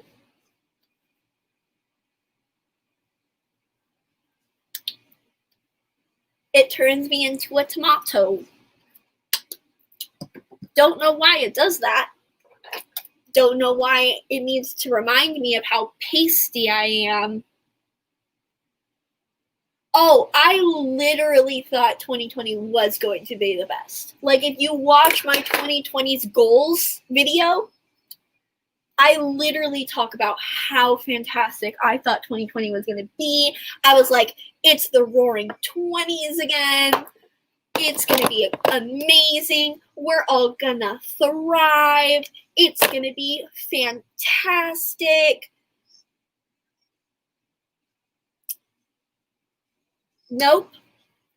And you know what's funny is that, not to keep drawing back to the fact that I'm depressed as hell, but I knew deep down too, I was all like, you're lying. You're going to have a terrible year because you're not going to be in school. So you're going to feel all like bad about yourself because you're not doing anything. And then the universe was all like, oh, you're going to feel bad? Boom, pandemic. Can't even do anything. So I don't know if that's a blessing or a curse. Probably a curse. When is a pandemic a blessing? But well, I guess if you're a Trojan, that pandemic, you know, the whole Apollo thing on the beaches with the Greeks. I'm a nerd. Okay, anyways. But yeah, long story short, yes, I thought 2020 was going to be amazing. I even bought, and this is the real joke, I bought a planner. Never used a planner before. Was terrible at using planners, but I was like, you know what? No. 2020 is going to be the year I'm going to have structure. What are you going to use a planner for when there's a pandemic and a revolution going on? What is the use of a planner for? Absolutely nothing. So did I use it? No, I have not used it. But at least it came with stickers that I will hopefully use at some point in some time.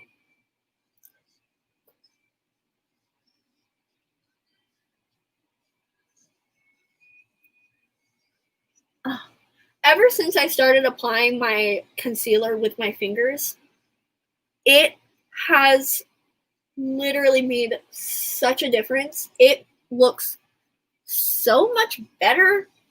Concealer always looked cakey on me. And I was like, listen, I need some help with this whole dark circle situation. So like we're going to need to fix this. And then I started using my fingers, and smooth, beautiful, luscious finish. We love to see it. Okay. I'm caught up on comments. How many people are watching right now, just watching me ramble? 24. Wow. Look at you guys. Just watching me ramble. I feel like I still had a goal with this live. And I can't even tell if I actually achieved it or not. Let's see. Did I talk about my depression and anxiety? Check. Did I talk about me being unmotivated? Check. Did I talk about the interesting state of the book community? Check.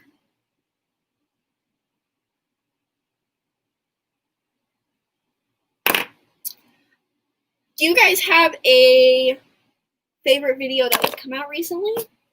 Because as I've mentioned, I have not watched booktube in like over a month, I feel like. Maybe that's an exaggeration. But it's been a while. And a lot has happened. So would love if you guys could like help me out there. If there's any videos that I should be watching immediately that I probably have missed.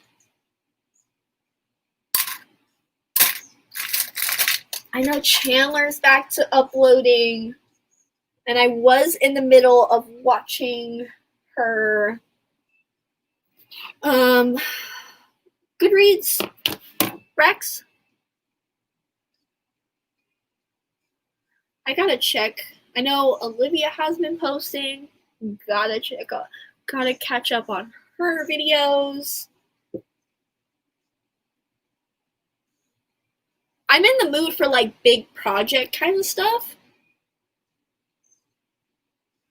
So if anybody has any recommendations for like the secret TBR things, I should probably check if Lala has uploaded in this time. Oh, my mother is calling me. She's gonna have to wait. We're not having a phone call with my mother on live. That's just a little too far in the privacy sector. But I will text her back because I'm not an animal.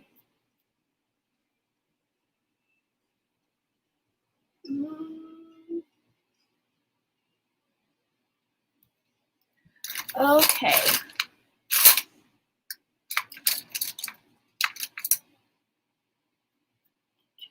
It feels so awkward now that I can't play my music because YouTube said no and yeeted off my live last time. Okay. Tiana T's videos lately. I feel like, am I subscribed to her? That sounds familiar. Let me see. Tiana T. I am subscribed to her. I do love her content. I watched her beach read video, her beach read review, and I love her style. I also love her thumbnails too.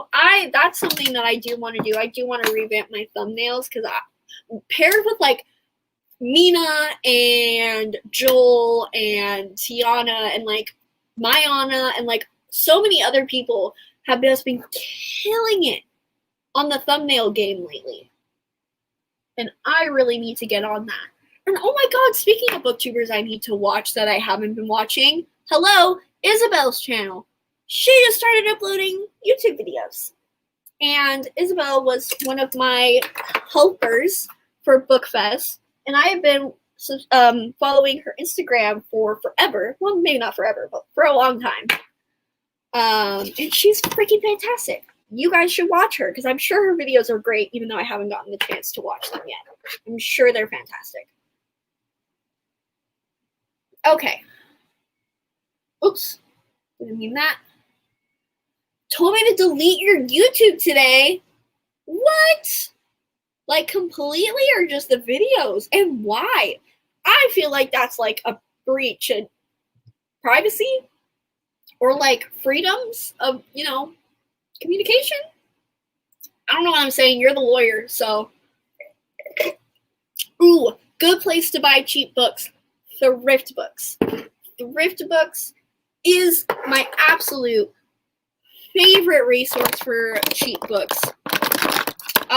Their data, like their website isn't the best. Like you can't just browse thrift books. You have to like know what you want and search for it that way.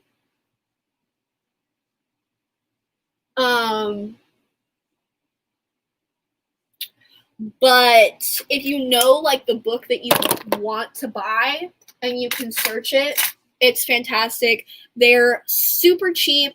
They have a great like return policy. Like you literally, like if the book that comes is like super damaged, which happened to me once, then all you have to do is email them and they'll give you a refund. Like you don't even need to send them like proof or a picture or anything like that. Shipping is fairly fast. It's not like a warehouse. It's like people sell on there, from what I understand, because they come from like different places. So it's kind of like Amazon books or Amazon like sellers. But yeah, I love thrift books. I've bought there like so many times. They don't always have like all of the books that you're looking for. Like they definitely are best for books that have been out for like kind of like a few years. So you're not going to really find a lot of newer releases, which I mean it makes sense. I mean they do sell new releases, but they're not like cheaper. They're pretty much normal price. I would say I used to recommend Book Outlet like a lot of people, but their company is trash. So don't buy from them. Is there another place? I mean, I do think Amazon, speaking of shitty companies, as I just rep Amazon, Amazon's secondhand shipping is fairly good too. And then there's always half price books. I've never bought from them and like had them shipped to me, so I can't speak on that, but I have like gone to their stores and I do like half price books as well. And I know there's a couple others. There's like Abe's books and eBay, of course. I just bought a book off eBay, which is fine. So yeah, but yeah, thrift books is probably my thing. BookTube content has been a bit stagnant. That's fair.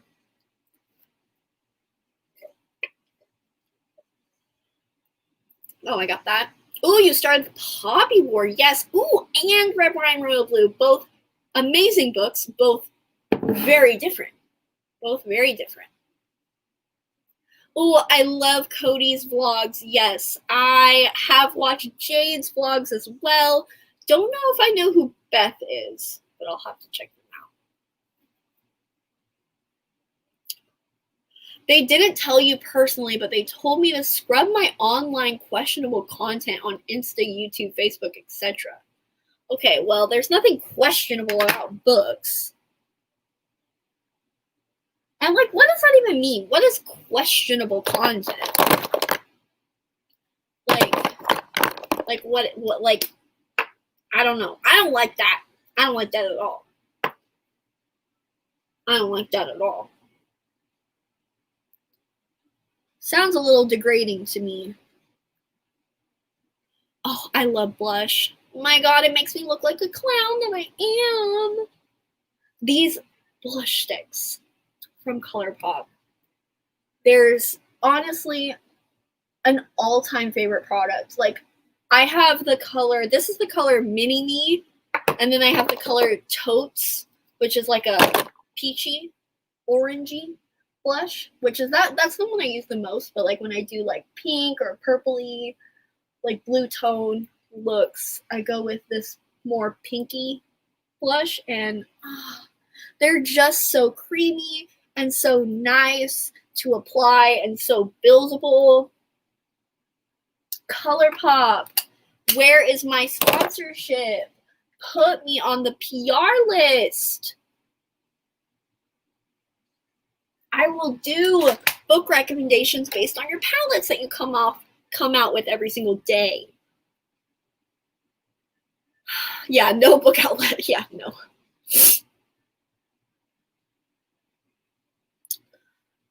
Amazon and BookTube consumerism. Interesting. I'm not crazy about those kinds of videos personally. Not because I think there's anything wrong with like criticizing BookTube consumerism at all, but I'm just not that girl. I'm just not that girl. I think it's just because like that's not really a problem for me. I mean, it isn't a problem. I'm you spend your money? I don't think so. But I'm just like, I have a fairly healthy, or what I deem as healthy, relationship with like buying books. Personally, like I use my library plenty. I use my library for most of my videos, actually. I don't buy books at a really high amount. At least I don't consider it a high amount. I mean, I only really buy like 1 to 3 books a month, if that. And I personally don't really think BookTube has a problem with consumerism. Obviously, many people disagree with me, and that's totally fine. You have that opinion. Not dogging you at all. But it's just like, I don't know. I feel like it's like, but this is like what people do. Like, we review books, so of course we're gonna like buy a lot of books. And like, not everybody has access to a library. Not everybody likes using the library or wants to use the library, which is also fine. And you shouldn't judge people for that either. So I'm just like, I mean, people should be able to spend their money whenever they want or however they want to spend it. And like, people having like 50 plus book hauls is not like diminishing you or forcing you to buy 50 plus books a month. And also that whole argument that like you can't be a booktuber unless you have like huge bookshelves, I've never understood that. Oh, she's doing liner and she can't talk while she's doing liner and she just finds a discussion point. We'll do this quickly.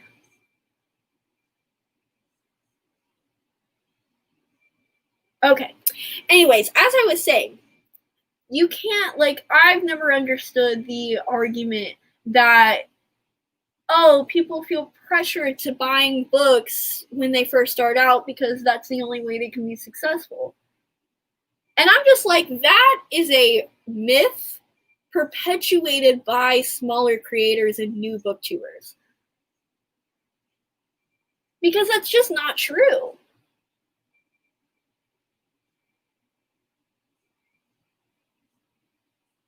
And like, even when I started my channel, I never thought that. And I didn't have a ton of books when I first started off.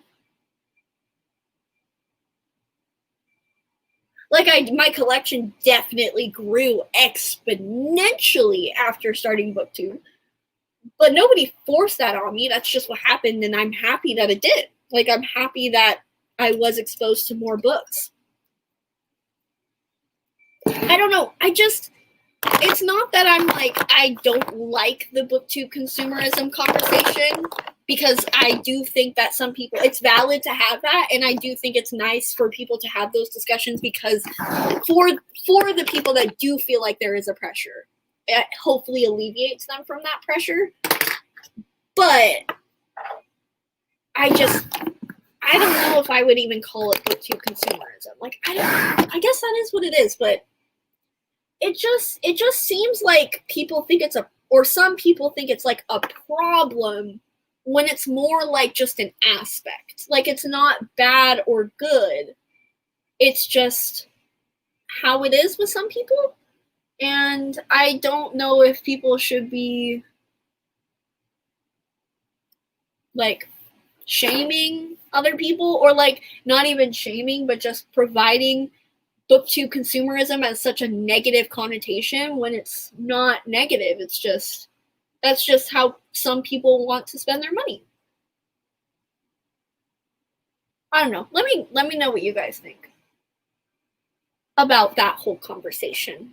Now that it was brought up, we can have a discussion while I finish my liner. And hopefully not mess it up.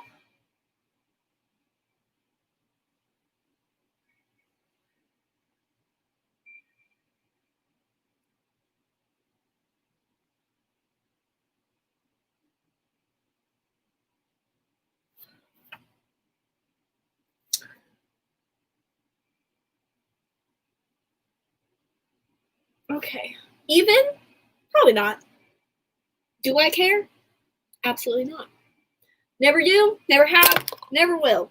I have been doing my winged eyeliner almost every single day since 8th grade, and I do not care if it is uneven. Because that is just not my priority anymore. Or ever has been. Like, this is the best you're gonna get. Okay. Amazon and privilege. I think booktube consumerism combos put too much weight on the reader's shoulders, which consumers actually have very little power.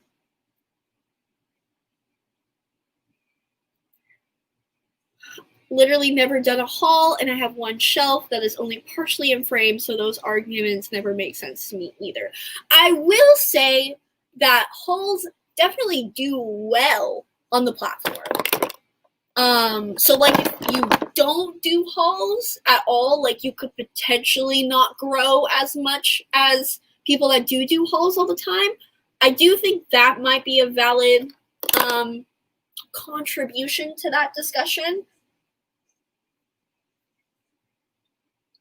But I also think it's like there are so many ways to either grow or not grow that it would be really hard to like, what's the scientific statistical language? It would be really hard to identify that variable, or not identify, but separate that variable and definitively say that because you don't do hauls, you're not growing.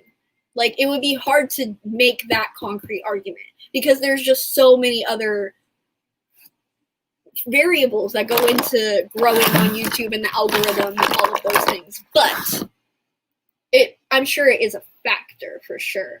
That's why I started doing library hauls. I feel like I only did a couple of them because hauls for me is really hard for me to do. Not hauls, but the monthly videos. Like, it's really hard for me to stick to doing haul TBR wrap up, and because I'm just not consistent like that.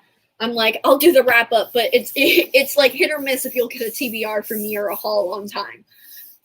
But I did a couple videos where I combined my library checkouts and like the couple books that I like thrifted or got elsewhere, and I like doing that a lot. Yeah, see, there you go, library hauls. Yeah, I like library hauls as well, especially because it's like there's not really any like pressure, because I feel like when, at least with me and my thought process personally, not like anybody else has this, but when I haul books, I like feel like I need to get to it in like a timely manner, which is not to say that that's what happens, but that's just what I feel like. And with library hauls, it's like, yeah, I checked out 15 books and I'm not going to read 15 books in 14 days. It's just literally impossible. So it's more of just like, oh, these are the books that I'm interested in reading at some point, or perhaps never.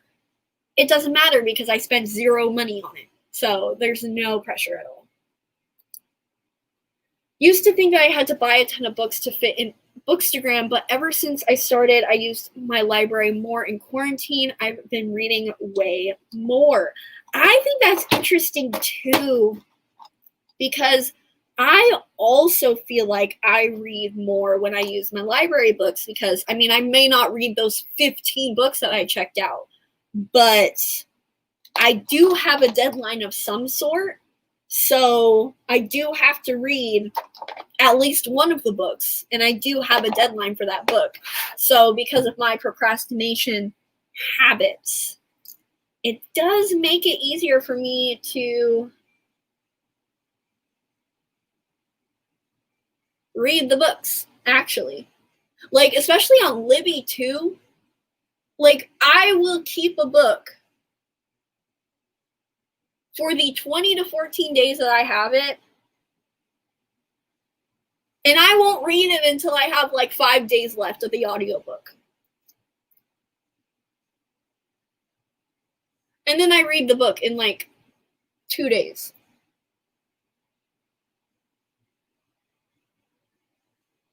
I love deadlines. I love them. They keep me in check. Library changed reading habits 100%. I read way more now. Love that.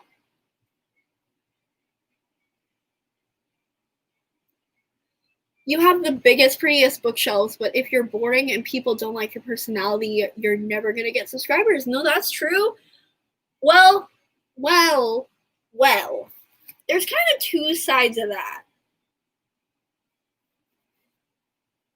And like, I don't even want to say this because I don't want to shade people, because I don't mean to shade anybody. This is not meant to be shady at all, and I'm not thinking about one particular person at all.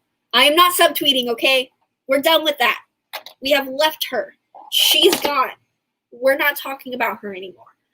But I feel like, okay, maybe not boring, but if you have pretty bookshelves and your personality is digestible, I think is the preferred word. And I'm sure I've used that word before too in talking about this. If you have a digestible and even like capitalizing personality or profitable personality, which basically means that you're very like positive, you're very like happy.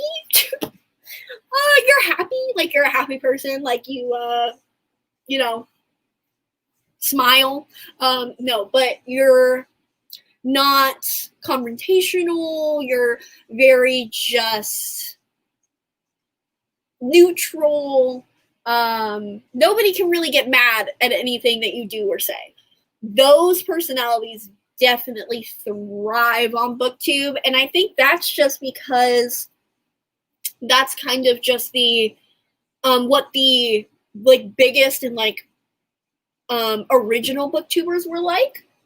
And so because it's like what the community is like was built on, that kind of booktuber, I think it's still like they're still like the most appealing and most like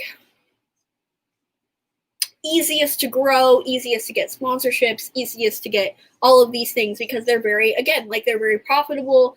Brands will work with them, publishing will work with them, and like they're just very optimistic people. I think that might be changing a little bit. Not to say that like super like pessimistic people and like if you're an asshole, you're gonna have a platform. But I do think that more people are kind of looking for more like, I don't even want to say real people, but just more like I don't know what the words are. More like, I guess, not that kind of person. Like, I'm not that kind of booktuber. And I feel like, at least from what the feedback that I've gotten from my viewers have been like, we like that you are so like honest and like upfront and things like that. So I think it's like maybe shifting more towards that. But I do think that if you have really pretty bookshelves, and you are really pretty, and you are very optimistic, I think you can do really, really well on this platform.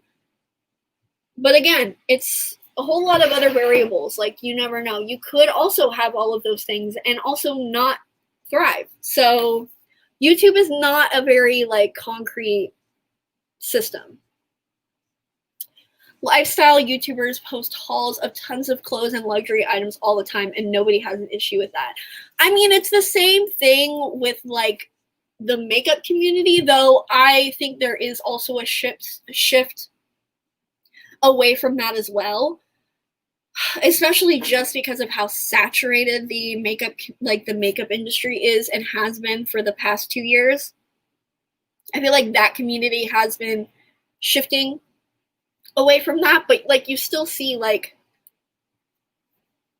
everybody having to review like the newest product that comes out. So yeah, it's all communities that do that. I mean, same could be said about freaking gamers and gaming. Like, games are freaking expensive, and like the same thing. It's like if you play games, you have to buy a lot of games, and maybe you not even have to, but like you want to because you like playing games. BookTube definitely influenced my book buying habits as like a younger teenager and felt like I had to have a ton of books. But personally, I don't get the argument either. Interesting. Did you feel like you had to have a ton of books? Like, were you a book creator at that point? Like, were you a book reviewer? Were you a content creator? Or were you just like a regular reader? Because that's really interesting to me. Because like, what would be why did you personally have that pressure if you were just doing it for yourself? I'm curious. Hauls do well in the same way wrap-ups do well. A quick roundup of new releases or backlist titles. I agree. I agree for sure. Yeah, I think hauls and wrap-ups are the best videos that do well on my channel.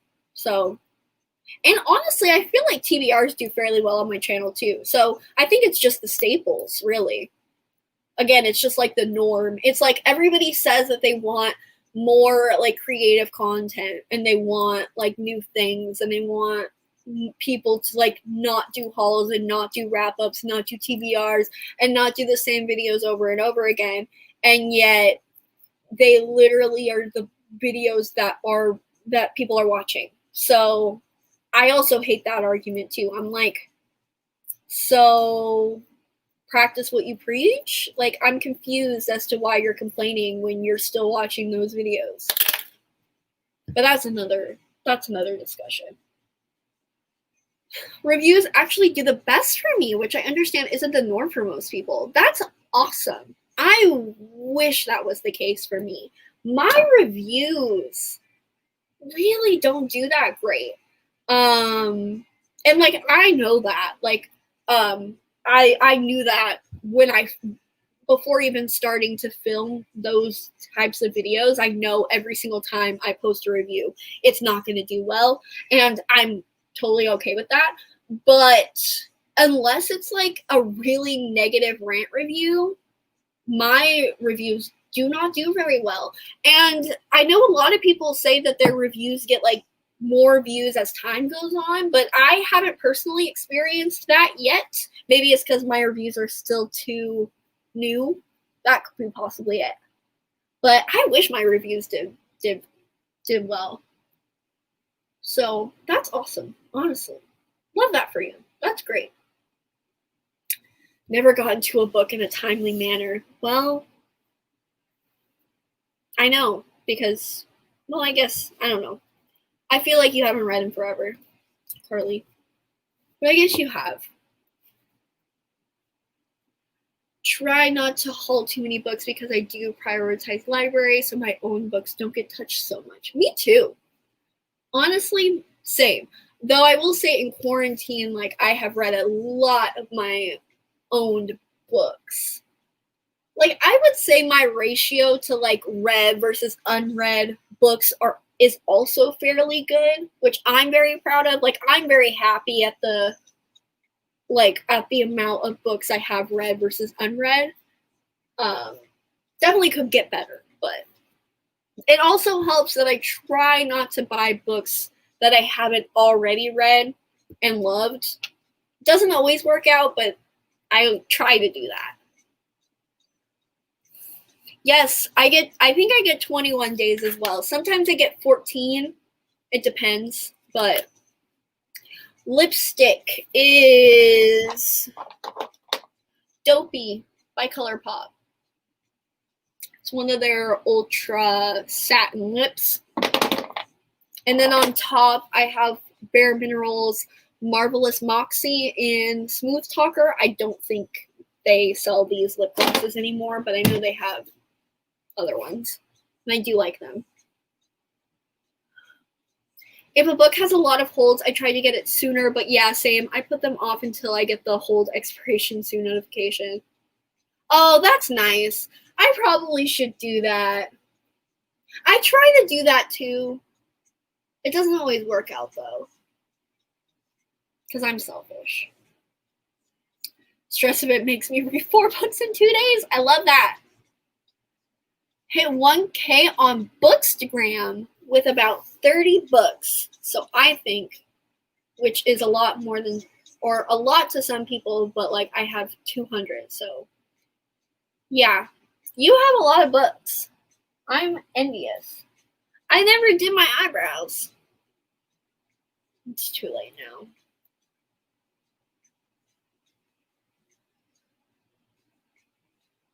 Okay, I'll do them. I'm going to shave off the tails of them, though. I probably should have done this before I did my face makeup.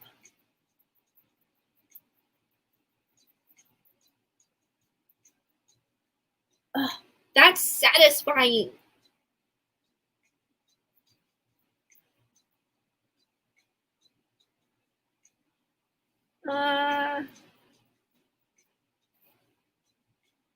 Cute.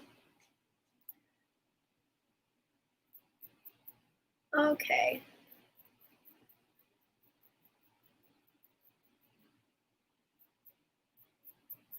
I really hate doing my eyebrows.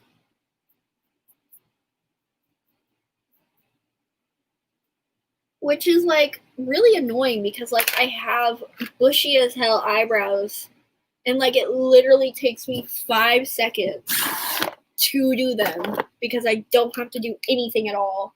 But it's still annoying because I'm lazy. I'm lazy, she says, as she has a full freaking face of makeup with a whole ass blended freaking purple and blue eye look. Okay, well, maybe I'm a liar. Okay, what are you going to do about it? Absolutely nothing, so leave me alone.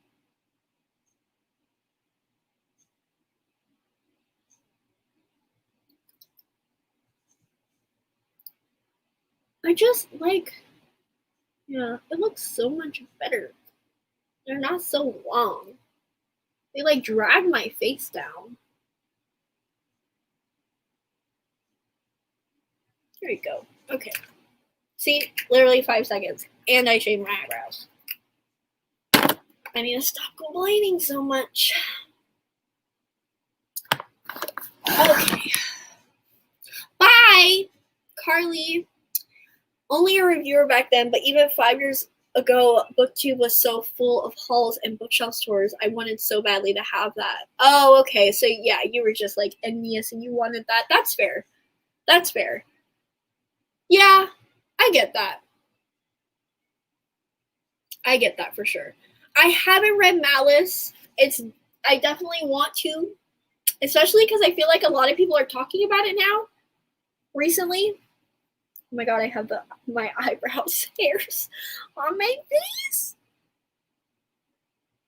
But yeah, I definitely want to read it soon. Well, not soon. I definitely want to read it. I don't think I'm going to read it soon. So, yeah. It's just, if I'm going to read an adult fantasy, I have a lot other ones that I want to read. Not explaining it well, but now it's very clear that having big, beautiful bookshelves does not equate to a real reader. Oh, yeah. Oh, yeah. No, for sure it doesn't. For sure it doesn't. Especially because, and again, this is no shade to all of those people at all. As I've established, you spend your money however you want to spend it. But like a lot of people, a lot of booktubers do have a like very high ratio of like of like read versus unread. It's like a very like big disparity, which again, nothing wrong with that at all. Nothing wrong with that at all. But like it just shows that like having a lot of books, it doesn't definitely doesn't mean you're a successful booktuber or a real reader, because a lot of the times those people haven't even read like 60% of the, no, I think 60% maybe a little, yeah, 40 to 60%. What's top 5 adult fantasy TBR? Ooh. Good question. Well, I did just do my women of color adult fantasy, and a lot of those were on my TBR. I want to read The Dragon Republic as soon as possible. I think I am about 6 weeks out of the audiobook for that, so it's going to take me a bit to get to that one. So that's definitely probably number 1. I do want to read Kingdom of Gods, which is the 3rd book in the Inheritance trilogy by N.K. Jemisin. Really want to knock out that trilogy. I really want to finish Dark Dawn by Jay Kristoff, which another conclusion of a trilogy that I want to get to. Do I own ones that I really want to get to right now? I would like, Republic of Thieves. Oh my god, no, not Republic of Thieves. Red Seas, Red Skies by Scott Lynch. Probably number 2 on the list, right under Poppy War. Or Dragon Republic. If not more than Dragon Republic. I might read Red Seas, Red Skies before I read Dragon Republic, only because of the audiobook hold. So that's definitely up there. What is that, 4? And then last one. Oh, Red Sister by Mark Lawrence. I've started Red Sister, but I got about like 15% into it, but then I stopped. I really want to read that. So yeah, I think those are probably my goals. If I'm thinking off the top of my head.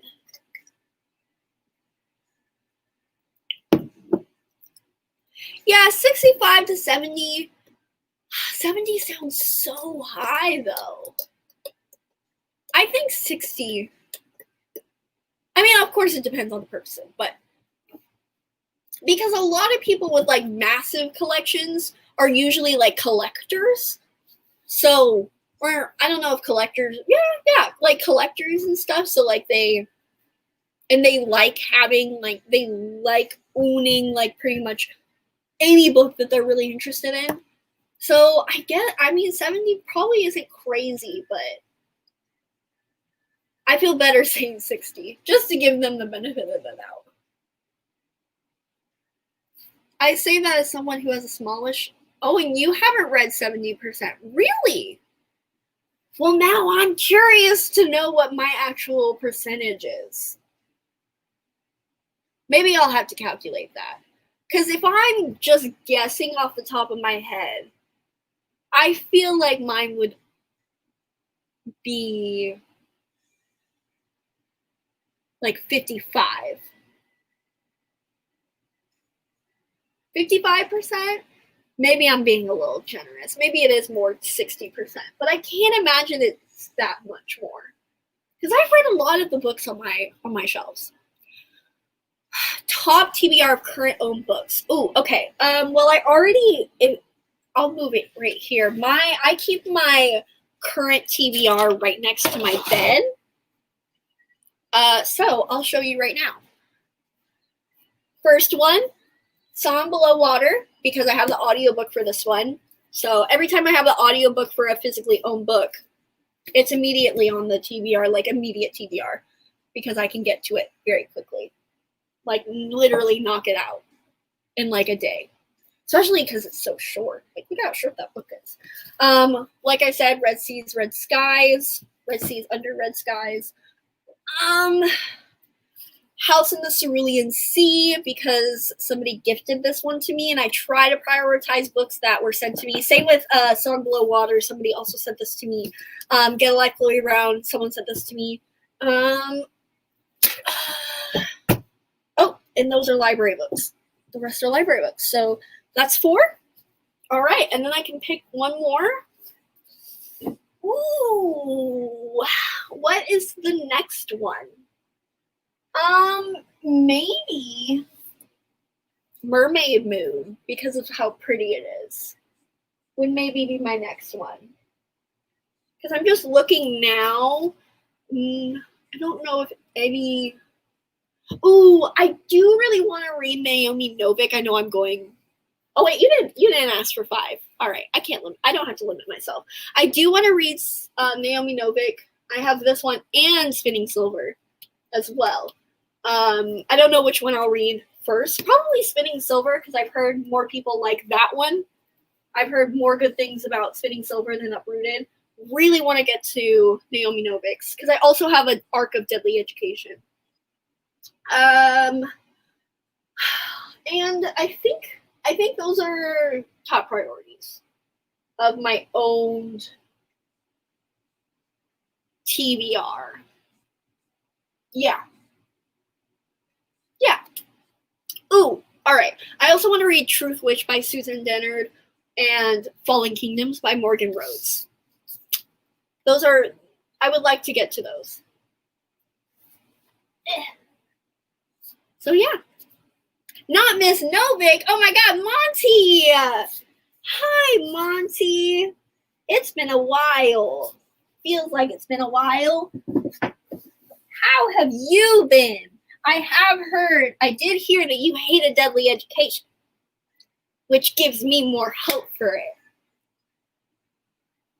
But I am curious how bad how bad were the Dark Academia vibes? Like, was it super pretentious? Because if it was super pretentious, then there's no hope for her. But I don't know. I just feel like I'm gonna like her writing style. But I've never read anything by her, so it could just be a feeling. It's just a feeling. I have nothing to back it up. But I just feel like her writing style is gonna be really atmospheric, and I'm really gonna like it. Loved Song Below Water. Really good things to hear. I feel like I'm gonna like it. I think it's gonna be fun. I'm not crazy about urban fantasy, but I do like mermaids. And I watched Books and Lala's video where she read it, and she said there was a lot of like social commentary mixed in with like the fantasy elements, which I really like. I'm a big fan of when authors do that. So like that. Yes, Chloe Brown. Oh my, I've literally heard such good things about Chloe Brown and Cerulean Sea. I already know I'm probably gonna like Take a Hint, Dani Brown more than Chloe Brown, just because Dani sounds like more of like the female protagonist that I'm gonna like more. I mean, she's a bisexual witch, so in a fake dating relationship, like, I'm so excited. I mean, I'm really excited for Chloe Brown too, but I'm really excited for Dani Brown. Oh, you still have 40%. Okay. No Dark Academia vibes. All right, well, that's good. That's good. I like to hear that. Feel like Spinning Silver and Uprooted can't have the same style. I would assume they would be a little different. Simply because those are like fairy tale books, like fairy tale-esque fantasy books. And Deadly Education is like, you know, a school setting. Is it historical? Or is it urban? Or is it like current day? If it's current day, that's going to be a little disappointing. I hope it's like historical-esque. I was a bit too harsh on myself. I just did the math. I assume that's what you mean. And maybe it's 58%. That's great. I feel like 50 to 60%, even 50 to like, I mean, 70 is a little pushing it. I personally would want to be in like 50 to 65 range of a ratio. But I think that's a great number. 58%, you're killing it. That means you only have to read like 2 books to be at straight 50%, which is, I feel like 50% is where you like, that's like the peak of where you could be. I mean, obviously, like 0, like reading all of the books that you have would be ideal, but 50%, I feel like it's a good number. Yeah, I've heard like so many people are telling me that Danny is much more my type of character, so I'm like, I'm ready. I think Chloe Brown's pretty soft, which I like soft. I like soft girls. She's gonna be cute. Modern, I think, but the school is very old and trying to kill people. Modern. That is a little disappointing. That definitely detracts from my excitement of it. But I think you're the only person that I've seen read it. Because I don't think Melanie has read it yet. I know she has an arc of it, but I can't remember if she has read it yet or not. Either way, I think you're the only person that I've seen read it. So I don't even know what to expect, but I don't know. We'll just have to see. I'm reading it for an arc video, so we'll have to see. Read Danny Brown in between job interviews, and I like to think it gave me the confidence. Oh, that's cute. Oh, I love that. I love that. That's adorable. Oh, Melanie started and put it down? Interesting. Interesting. I don't know if Melanie and I feel like we don't have either similar or dissimilar reading taste. I feel like it's very like, it depends on the book. But that is interesting. Well, damn. I need to read this book. Maybe I will start it after this. No promises, but maybe I will start it. I did want to read Addie LaRue, though. And I know Monty hated Addie LaRue, too. I think I'm going to really love Addie LaRue, though. Especially because I just read Vicious.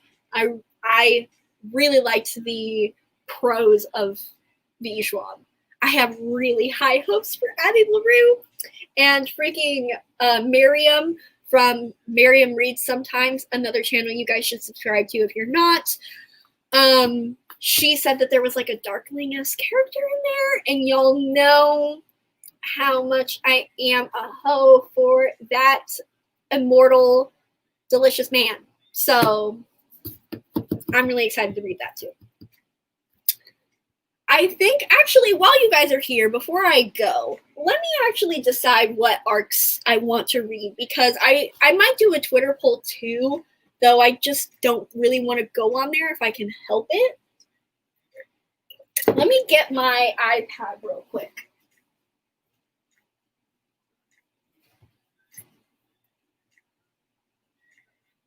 Okay. So, look, oh my god, it opened to Addie LaRue. I read the first page. I really hope that book doesn't disappoint me. Okay, so arcs I have, they're a possibility. There's a lot of them. Please do not judge me. I do not know how I got accepted for all of these with my freaking 37% acceptance rate on NetGalley. Take it up with the publishers, all right? It's not my fault. So, Addie LaRue, definitely going to be on there. I think I'm going to pick 5. I usually pick 4 for my vlogs because of how much I talk. But I might do 5 simply because one of them is going to be a sequel. So the 2 books that I definitely know I'm going to read, Addie LaRue, for sure. Archive of the Forgotten, which is the sequel to Library Unwritten. And actually, maybe I won't put that in the vlog now that I'm thinking about it. Just because it's a sequel. So I'm like, well, how much am I really going to be able to talk about it, you know? All right. I won't put Archive of the Forgotten. I'll just read that on my own. Yeah, I'll just read that on my own. Okay, forget what I said. Definitely going to be reading Addie LaRue, though. And then definitely going to be reading Deadly Education because those two are both the probably highly anticipated reads of the second half of the year, or at least some of them. Okay, so we got 2. I have to pick 3 more. The options are A Golden Fury by Samantha Cahoe, published by Wednesday Books, which I love. And all I know about it is that it has something to do with alchemy. I don't know anything else more than that, so that may be a shitty recommendation. Archive? Did I say archive? I might have said that. My bad. It's archive, but I'm talking fast, Monty. Don't judge me. I also have Roman and Jewel, which is a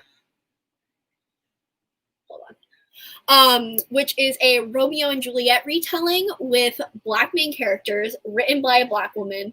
Love that. But that one is coming out in 2021. So that's my only like trepidation with it. It's like, I don't know if I want to like include it this far ahead, but that's an option. I also have Lobizona by Romina Garber, which did come out recently, but that one is about werewolves, and it deals with like gender expression as well, and it has like parallel universes or something. And also deals with like ICE and like immigration and things like that. So lots of like timely issues. Heard that one has really good reviews. And then I also have Year of the Witching, which I talked about earlier, which is the Salem vibes, witchy vibes. Definitely think that might be a very strong contender. I also got the sequel to American Royals, but that's another thing. It's like, I don't know if I want to read a sequel, you know?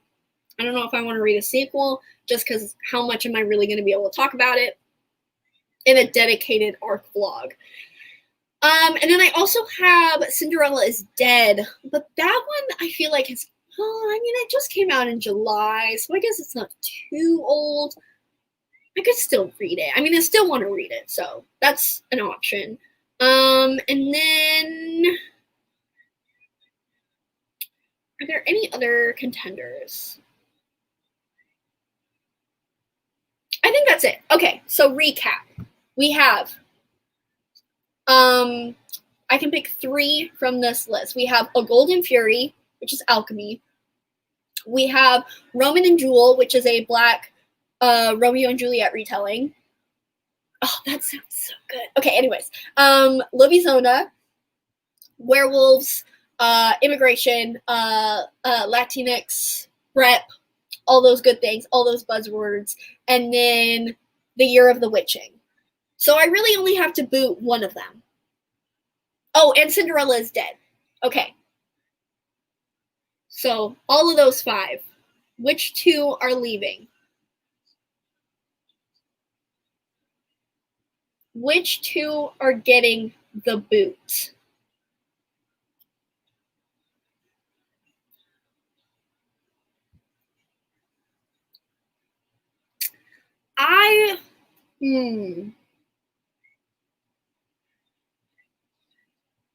Okay. Definitely gonna read Year of the Witching. So we have Addie LaRue, Deadly Education, Year of the Witching. So I just have to pick 2 more.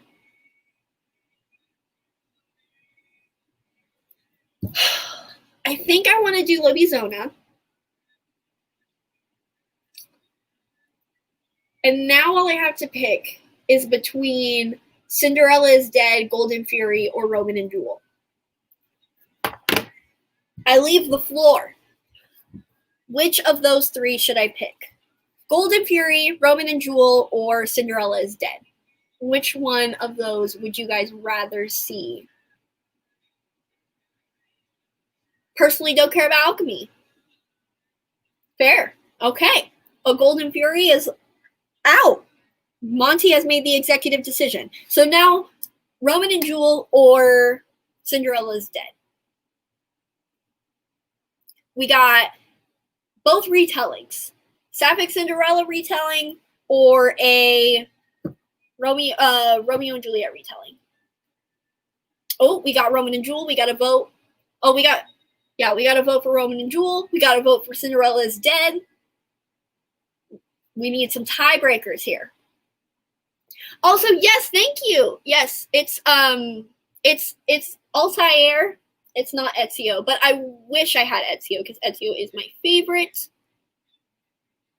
But yes, he's my cute little boy. He doesn't know how to swim. I love him. My son, my child, my heart, my little sarcastic asshole. You guys are no help. Oh, we got another vote for Cinderella's Dead. Boom. You guys got a sneak peek onto what my art vlog is going to be. All right, Addie LaRue, Deadly Education, Lobizona, Roman and Jewel, and not Roman and Jewel. Year of the Witching, Cinderella is Dead. Boom. That works out because I will also ask you guys your advice. Also before I leave. I'm just asking you guys to curate my content at this point. You're welcome. Oh my gosh. Okay. So, I got the manuscript for Down Comes the Night by Alyssa Shaft, Allison Shaft, not Alyssa, which comes out winter of 2021. And would you guys rather see a dedicated reading vlog to this, which I can do, and I'm going to read all of these books regardless. So they're going to get read, they're going to get reviewed. You guys are going to see my thoughts on them. But, so would you guys rather see a dedicated vlog to this, which, just so you guys know what it is a YA fantasy novel, part mystery, part gothic romance, and part horror. Must read for fans of Guillermo del Toro, and standalone fantasies such as Margaret Rogerson or dark romance of Emily A. Duncan. That's just what the blurb says on the back. Sounds literally like everything I could ever want. Also published by Wednesday. I love everything that they publish. I really do. So would you guys rather see a dedicated reading vlog to this, or I can do another ARC vlog in the future, maybe the next ARC vlog that I do after this one. I might do it maybe in January, depending on when Roman and Jewel comes out, because I know that Roman and Jewel comes out fairly early in the year. So I could do that, a dedicated reading vlog, or another ARC vlog with this, Roman and Jewel, and hopefully at some point I get a couple more 2021 ARCs. So, thoughts? What would you rather see? Dedicated reading vlog or 2021 ARC vlog that will have multiple books in it? My plan was to do a dedicated reading vlog just because I got the manuscript and I think that's really freaking cool. I won it in a Goodreads giveaway, by the way. I don't have any connections. I just got lucky. So yeah, let me know. I did see it was on NetGalley. That's pretty awesome. Okay, so dedicated video. We got to vote for a dedicated video.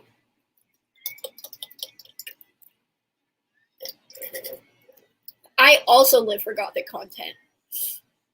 I could also, like, if I did do a dedicated reading vlog for this, it would be, like, themed and stuff. So I would probably, well, because it says for fans of Guillermo del Toro, I would probably rewatch Pan's Labyrinth, which I have never rewatched because it literally broke me when I, like, watched it for the first time. Like, literally broke me. Like, if you guys haven't watched Pan's Labyrinth,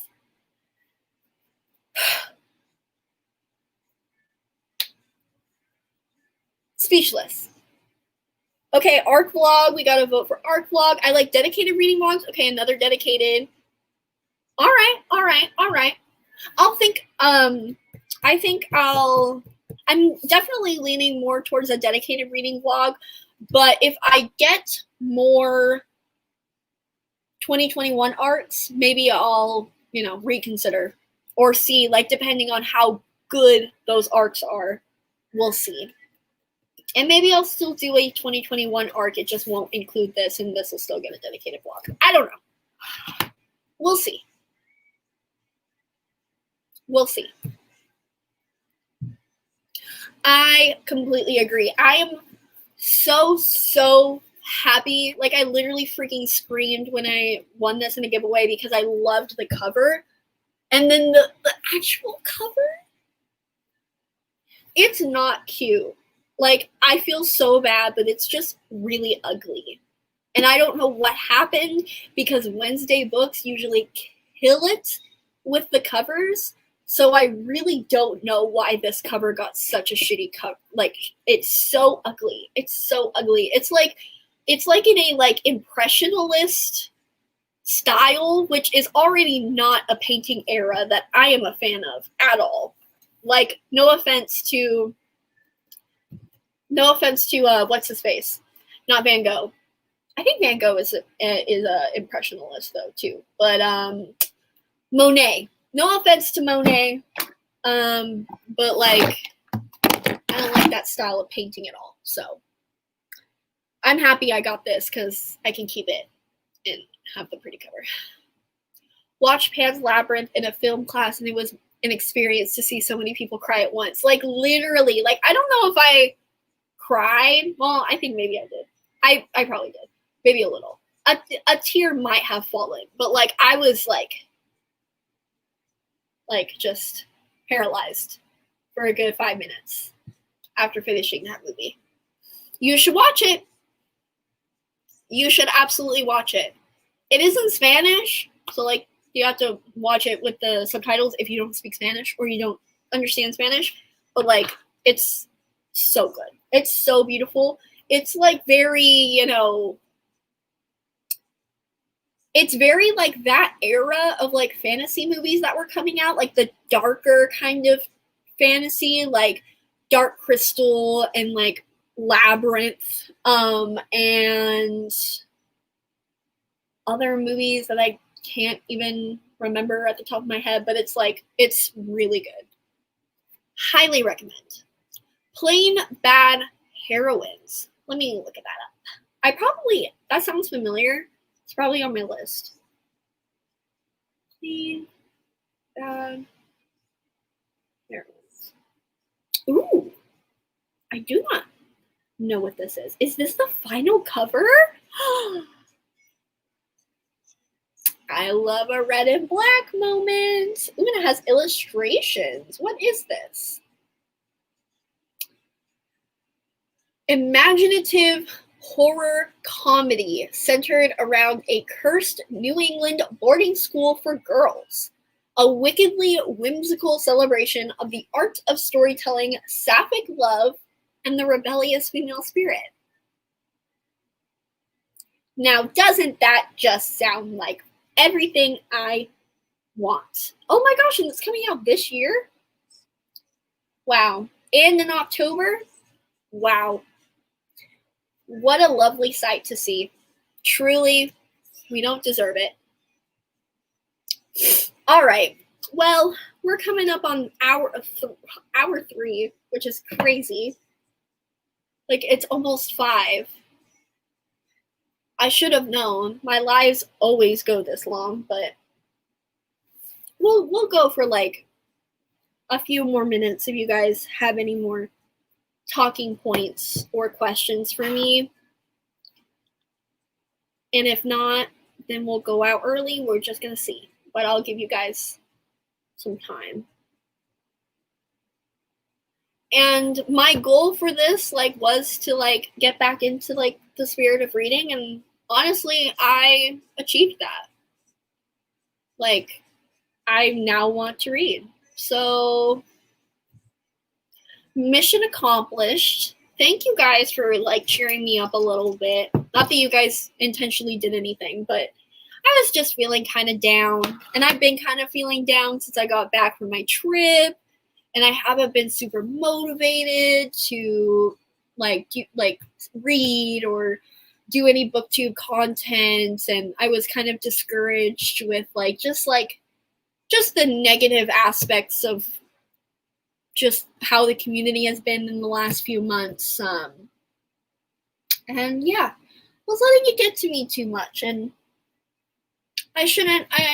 It's stupid. It's stupid to let it get to me because it has nothing to do with me, and it doesn't matter. We're all just trying to read. So, yeah, I appreciate you guys a lot. And I hate being soft. It's so gross and squishy. But it's the truth. So, I hope you guys maybe helped you a little bit, get more like motivated to read if you guys were in a slump like me. I know I'm probably going to read after this. Maybe I'll start Addie LaRue or Deadly Education because now Monty has me scared for both, but especially Deadly Education. Now that Melanie put it down, that's tea. Jeff's fine. You gotta get yourself promo. I'm not gonna watch it or play it, but I appreciate your effort. All right, I'm gonna go, guys. I hope you guys had a great time. Hope you guys enjoy the rest of your day. And that's pretty much it. So, don't know when you're gonna get another video from me. I do need to film the next video you will see from me would be my birthday haul. So whenever I get in the mood to film, that's what you will be seeing next.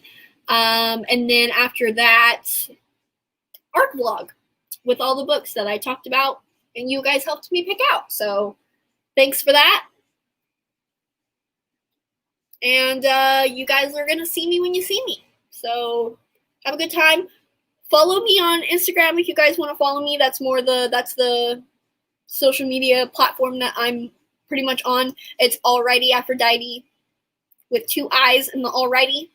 So go follow me if you aren't already and if you want to stay in touch. But yeah, that's it. Bye, guys.